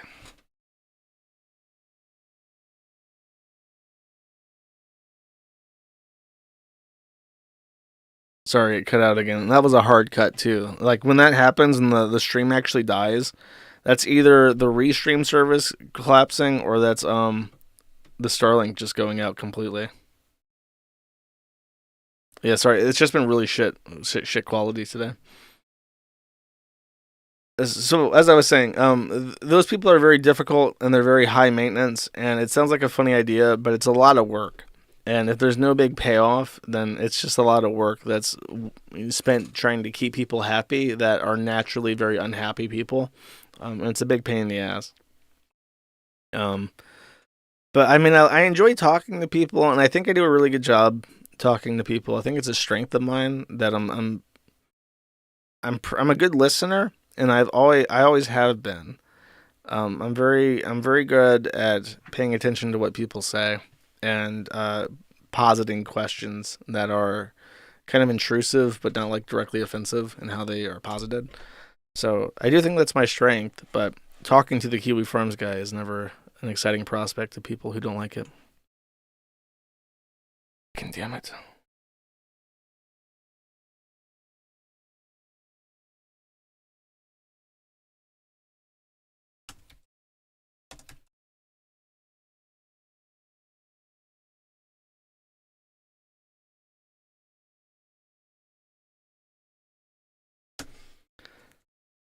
Sorry, I don't know what the fuck's wrong with my internet. It's really pissing me off. So, again, as I was saying, I didn't feel like I was talking to someone who was, like, so beneath me that I had to, like, play with kid gloves. He's definitely an adult man who is at or around, average intelligence. And I think he just has, like, personality defects in regards to how he handles criticism, how he evaluates risk assessment. He doesn't really seem to place his... I don't know. It's just interesting because it's, he was so successful so early by breaching into the Let's Play genre as like a blue ocean market, which nowadays it's not. You have multiple platforms dedicated just to catering to the video game streamer, but he was one of the first. So I think he just kind of stumbled into this, and now it's like, imagine if you just take any average guy and you make him deal with a bunch of bullshit on the internet, you're probably going to get someone who is not treated well and who fucks up a lot and exposes a lot of like sore spots and stuff like that. I think that if anything, the one thing I think that he does have a tendency to misrepresent stuff, especially when it comes to things that have happened in the past. I think that what he does that's manipulative, that people hate about him, like his detractors really hate, is that he's pretty good at like confusing timelines and making you question if you know what you think you know. And unless you're like super locked in on DSP lore and you know like the minutia of all this bullshit, it's very easy for him, I think, naturally in conversation to say things to trip you up and make you uncertain about what you think you know. And I think that is a trait that inspires people to become very angry. And the kinds of people who would know the minutia to the point where they could like really pin him down in a conversation are people who don't have the social competency to actually do so, which creates this weird situation where DSP is like never actually pinned on anything. If that makes sense. I'm not trying to be too negative, because I'm not entirely convinced that his personality flaws are like any more malicious than like another average person who has, personality flaws. That's just how it comes across to me. Melon Salt, for one, says, is Ian the Canadian John Bulla? He's not that bad, I don't think. The Lion King, for one, says, I love women because they are dumb. Thanks. Colyadante, for 15, says, Ian Foote is estranged from his daughter because she believed her mother's lies. Sad. Many such cases can never be the Ralph of Mal. Book out soon, bish. Dude, the Ralph of book. Ralph's got to say, Ralph can't do it anymore. You can see his writing competency. He just doesn't got it in him. Thank you. Tetrabax for 20 says, AI generating resumes is fucking peak dystopian and I'm into it. So is that guy, apparently. Thank you. Romulunk for 20 says, Catbox file. Oh boy, let's see if this one actually loads.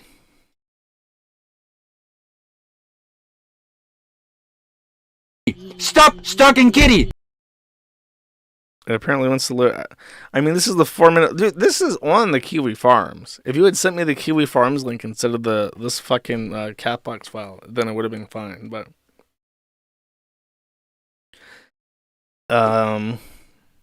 Yeah, stop stalking. This is a reference to the schizo guy. I got you. Sorry I can't play it, but I got you. Colts for 5 says, are you knowledgeable enough to pursue a career as a software architect, Josh? I don't even know what that means. I'm sorry if that's like a no kind of answer. I'm sure if you explained to me what a software architect does, I could definitely do it. I just I don't work in corporate software, so I don't know what that means. I assume that I've done software architecture already, like Kiwiflare, and deciding what technology. If I had to guess, it's like picking what technologies to build something with. And with Kiwiflare, I went through like 3 different MVPs, minimum viable products, to get to where we are now with it. And I had to like change the software that I was using and deduce if something was like inherently flawed and stuff. But I mean, it's the same proof of concept as HA proxy protection. I got the idea from Stephen Lynch from that. But it's completely rewritten and completely different, everything, different languages and different stack. Sneeden Feeden for one says, and Mr. Beast voice, I don't know how to do him. I don't know what he really sounds like, to be honest with you. I created a LinkedIn profile for me and a locale LLC and survive 100 days without being banned. Are you referring to my LinkedIn profile at 1776 Moon? That you can go follow me on LinkedIn right now. 1776 Moon on LinkedIn. Go do it. I'll post my Online Censorship's Institutional Power article on LinkedIn. You guys can all like it and share it for me.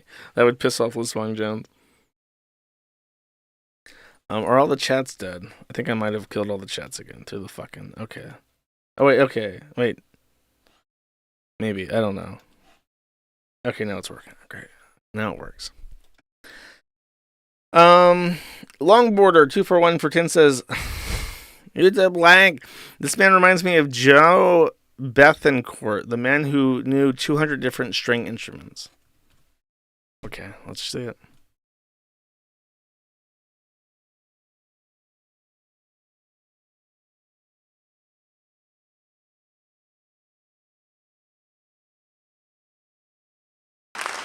Oh, in regards to the guy having like every job and tech skill and history. He has all these string instruments, but he's only playing one. That's disappointing. What the fuck? I expected him to play 200 different string instruments in one song, and I was actually sorely disappointed with that. Cyberchud 2013 for 5 says, here's $5. Thank you. I appreciate it. Sneedo for 1 says, hey Josh, I can't watch the full live stream. Have you talked about the Twitter thread full of pause retards afraid of Idaho? I saw it. It had like 190,000 upvotes. It was like a guy saying, don't go to Idaho. It's full of Nazis. So, Pacific Northwest Chads, rise TF up. And once again, we have died. Excellent. I honestly, if I sound frustrated,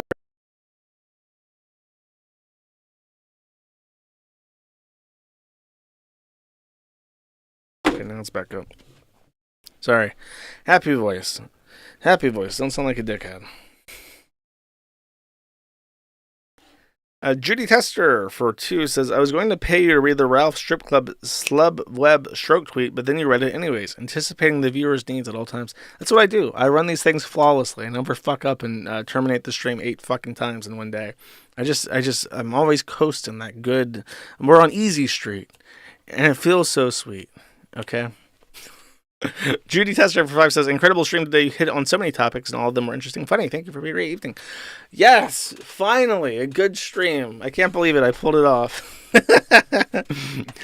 Goya Dante for 5 says, Dick hates Andrew Tate because there's a limited supply of sex-trafficked Romanian girls and Tate's hogging them all. I mean, that's what I think. He did learn a thing or two with mint salad, though. Allegedly. Tetrabex for $50 says, Drama Gambo into Sneed Foro with money to Kiwi coins.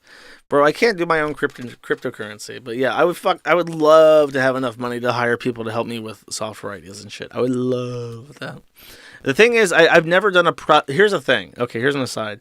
There are people who volunteer to help me with my projects, but I've never managed a project before. I have no idea how to manage an open source software project. And even the people I do know, like Crunk, who do software, they're always solo devs.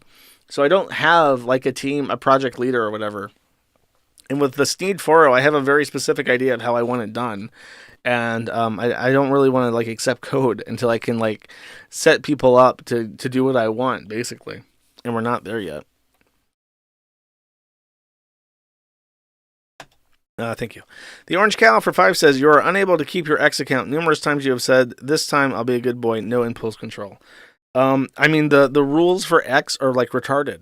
I said, people my age are waiting for boomers to die. And that was violence. And that was violence to the point where they'll never restore the account. And like, all I said was, I can't wait for old people to drop fucking dead.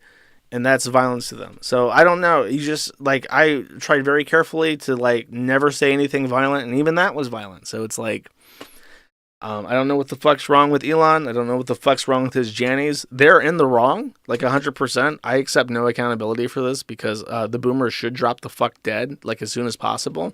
And that's not a violent statement. They will die one day, like it or not, kicking or screaming into the fucking grave. They will drop the fuck dead at some point in time. And they can cry about it and report me to whoever the fuck they want. But one day, the Grim Reaper is going to kick down their fucking door and drag them into a 6-foot hole. And it's not my fucking fault. Joa Jovi for 5 says, hello. How are you doing? Lucifero 210 for 1 says, greed is good. It's downright American. I hope so. I'm betting on it. Wigger Wagner for 5 says, do you have a preferred mode of delivery for Gumroad video suggestions? What's been your most favorite and least favorite Gumroad video to make so far? My most favorite was the Squid Games one. I did a good job with that, I think. I could have been a bit livelier narrating my thoughts, but I like that. My least favorite is the BK review. I regret making it. As far as making suggestions, you can just email me or you can post it on the forum. Barrett's Legius Privateer.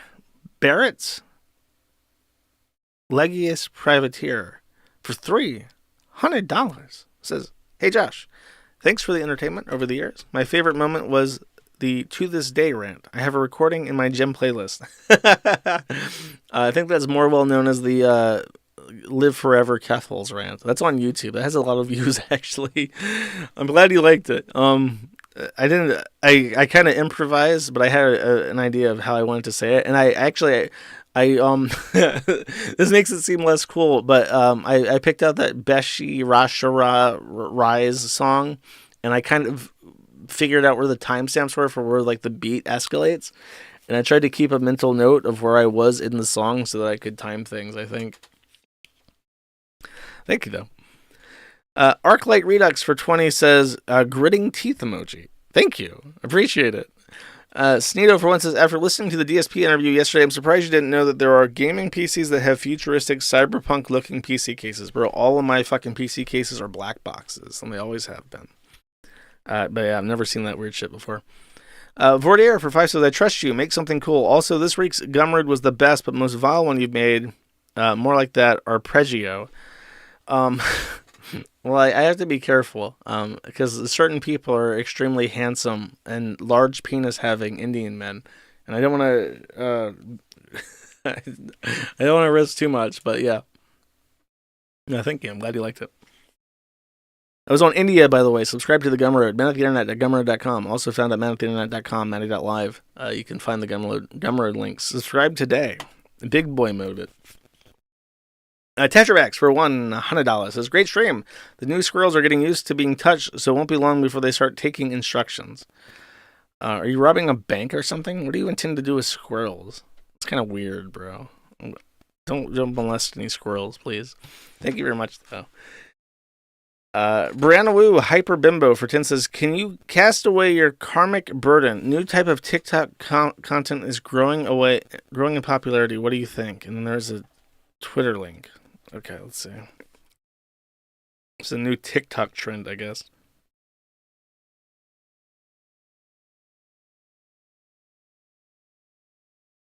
You can recite the 3 vows of the Tathagata to dispel karma. With the help of Taoism, the karma will be gradually eliminated. Hashtag Gerbit Blessings Dharma. To dispel karma. With the help of Taoism, the karma will gradually be eliminated. Concentrate on repenting for the past sins, making a wish to break the evil and do good deeds, and eliminating the sins from your heart. In addition, you can also let go of the debt of karma, do good deeds, and accumulate blessings. Another way is to participate in Taoism, study, and practice the Dharma, overcome the debt of karma, and make a wish to break the evil. I didn't know that Taoism was still actively practiced. I'm aware that Taoism and legalism were like intermingled concepts that are like the foundation of Chinese and Korean culture. I didn't know that it was still actively practiced as a religion, though. Interesting. I don't know what the fuck you're implying, though. Thank you. Ugly Cracker for 20 says, Josh, Indian is truly the new black. And there's a video. Okay, so this is cool. I played that AI video at the beginning of last stream, and it had a song called Big Dogs, and it was actually really good, and I've been listening to it, and I found out, just incidentally, that the rapper is fucking Indian, and it's crazy, because he sounds like a black American. It's actually pretty good. I wonder if a white guy made this, and he's fucking Indian. His name is Hanumankind, and it's actually a pretty decent song, so, if we're outsourcing raps from black people to Indians, it's fucking Jover for the black Americans. Sorry. There's not going to be any more hope of getting out of the fucking hood. Paju's going to be he's going to be shitting in your fucking, he's going to be shitting down 5 Mile in Detroit. It's over. Rich Wet Pasta for 10 says, have some cheese. And then there's an emoji that does not show up on the actual overlay, but I don't know what the fuck it is. Well, let me see what this emoji is. A mousetrap. A mousetrap emoji. Oh, because it's baited with cheese. I understand. Nice try, guy. But just like your Islamic conversion prayer, it won't work. Dr. Coffin Nails for 2 says, prequels are retroactively better now, Josh. Cope and Sneed. By the way, I'm not Gen Alpha. You just don't like my Riz because it's bussin'. Yo, the prequels are still bad movies. Brianna Wu, Hyperbimbo for 5 says, you know those super chats that say the same goddamn thing every week? What's up with that? Just one deranged sicko or some inside joke for the rest of us must endure? Well, they want to, they just want to, like, support the stream, bro. It's not that complicated. They just don't have anything to say that week, so they just say ham jam or whatever. Here's $20. It's, I mean, when it's that kind of shit, you shouldn't complain. It's over and out as quickly as possible. Baron Ashura 22 for 20 says, can you play exactly 1 minute of the show? I think it may start Keffels. Okay.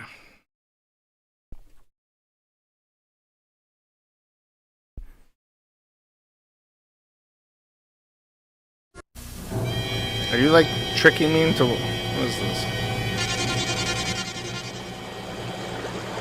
This better be a Western cartoon.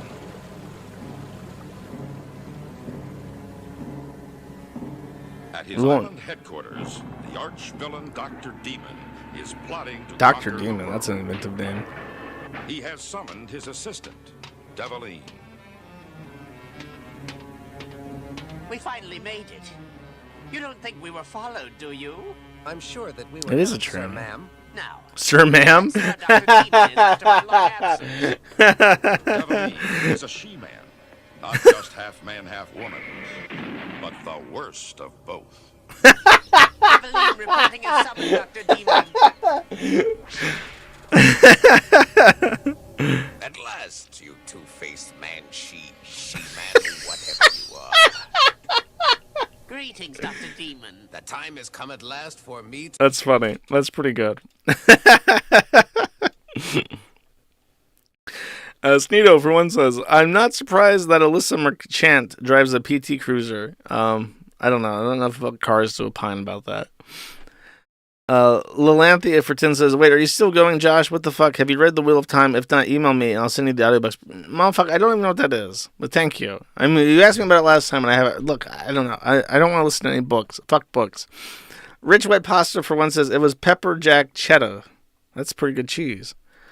Humble Guardsman for 1 says, are you saying DSP shouldn't be nailed to a cross for playing a mobile game? Yes, I am saying that. Even if he's spending other people's money on it, because they gave it to him willingly. Longboarder 241 for 2 says, Joe should swap his instruments between songs. He was mainly known for bluegrass. Bluegrass is great. Colts for 5 says, is building an OS like Terry Davis did hard? Yes, extremely.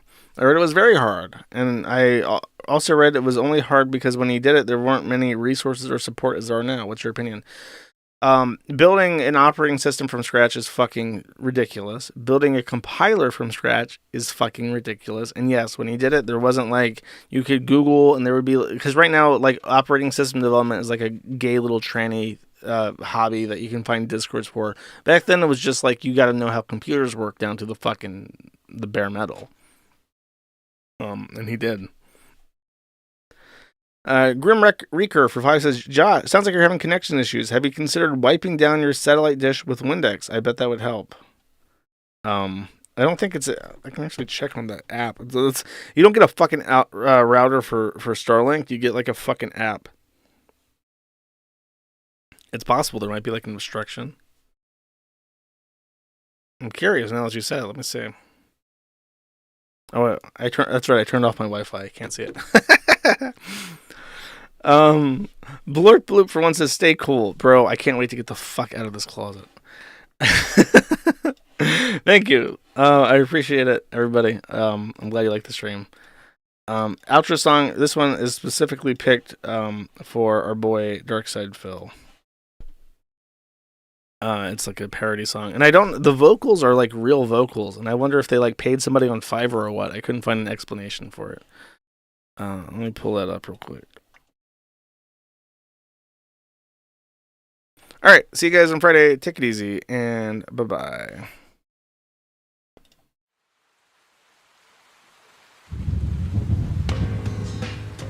The Asian guy, by the way, is that Derek guy. Legends are gone, I don't know why. Can't get no sleep at all. Might as well just play some champions. Can't get no booze at all. But even if I could, there would be one stop on my stream up on your phone. I remind you that it's time to tip. It's time to tip. Legends are gone, I don't know why. Can't get no sleep at all. Might as well just play some champions. Can't get no booze at all. But even if I could, there would be one stop on my stream up on your phone.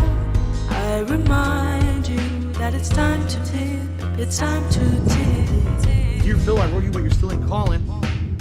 I left my cell, my pager, and my home phone at the bottom. I sent 2 tips back in autumn. Must not have got them. I used my mom's credit card. She must have caught them. But anyways, fuck it. What's up, man? How's Jasper? I do think it's fucked up. You've got so many detractors. The illegal restreamers, hate channels, reactors, and every single one of them. Says you're down from the rafters, and every single one of them knows you're always plastered that you were grooming Candalee and tried to trap her, and every single one of your streams is a disaster. But at least you have support from some overcooked pasta. Legends are gone, I don't know why. Can't get no sleep at all. Might as well just play some champions. Can't get no booze at all. But even if I could, there would be one stop on my stream up on your phone. I remind you that it's time to tip. I got an anonymous it's time to tip. Dear Phil, I've been a fan since 2011. I even got that underground shit with Project 7. I loved all the shit you did with John Rambo. That shit was back. I got a room full of posters and pictures of Cat. My mom, my wife, is pregnant and I'm about to be a father too. If I have a daughter, I'm gonna name it after you. Anyway, I really hope this tip will get you through. Forever yours, your biggest fan. P.S. We should be together too. Legends are gone, I don't know why. Can't get no sleep at all. Might as well just play some champions. Can't get no booze at all. But even if I could, there would be one stop on my stream up on your phone. I remind This right here that it's sucks. time to tip. It's time to tip.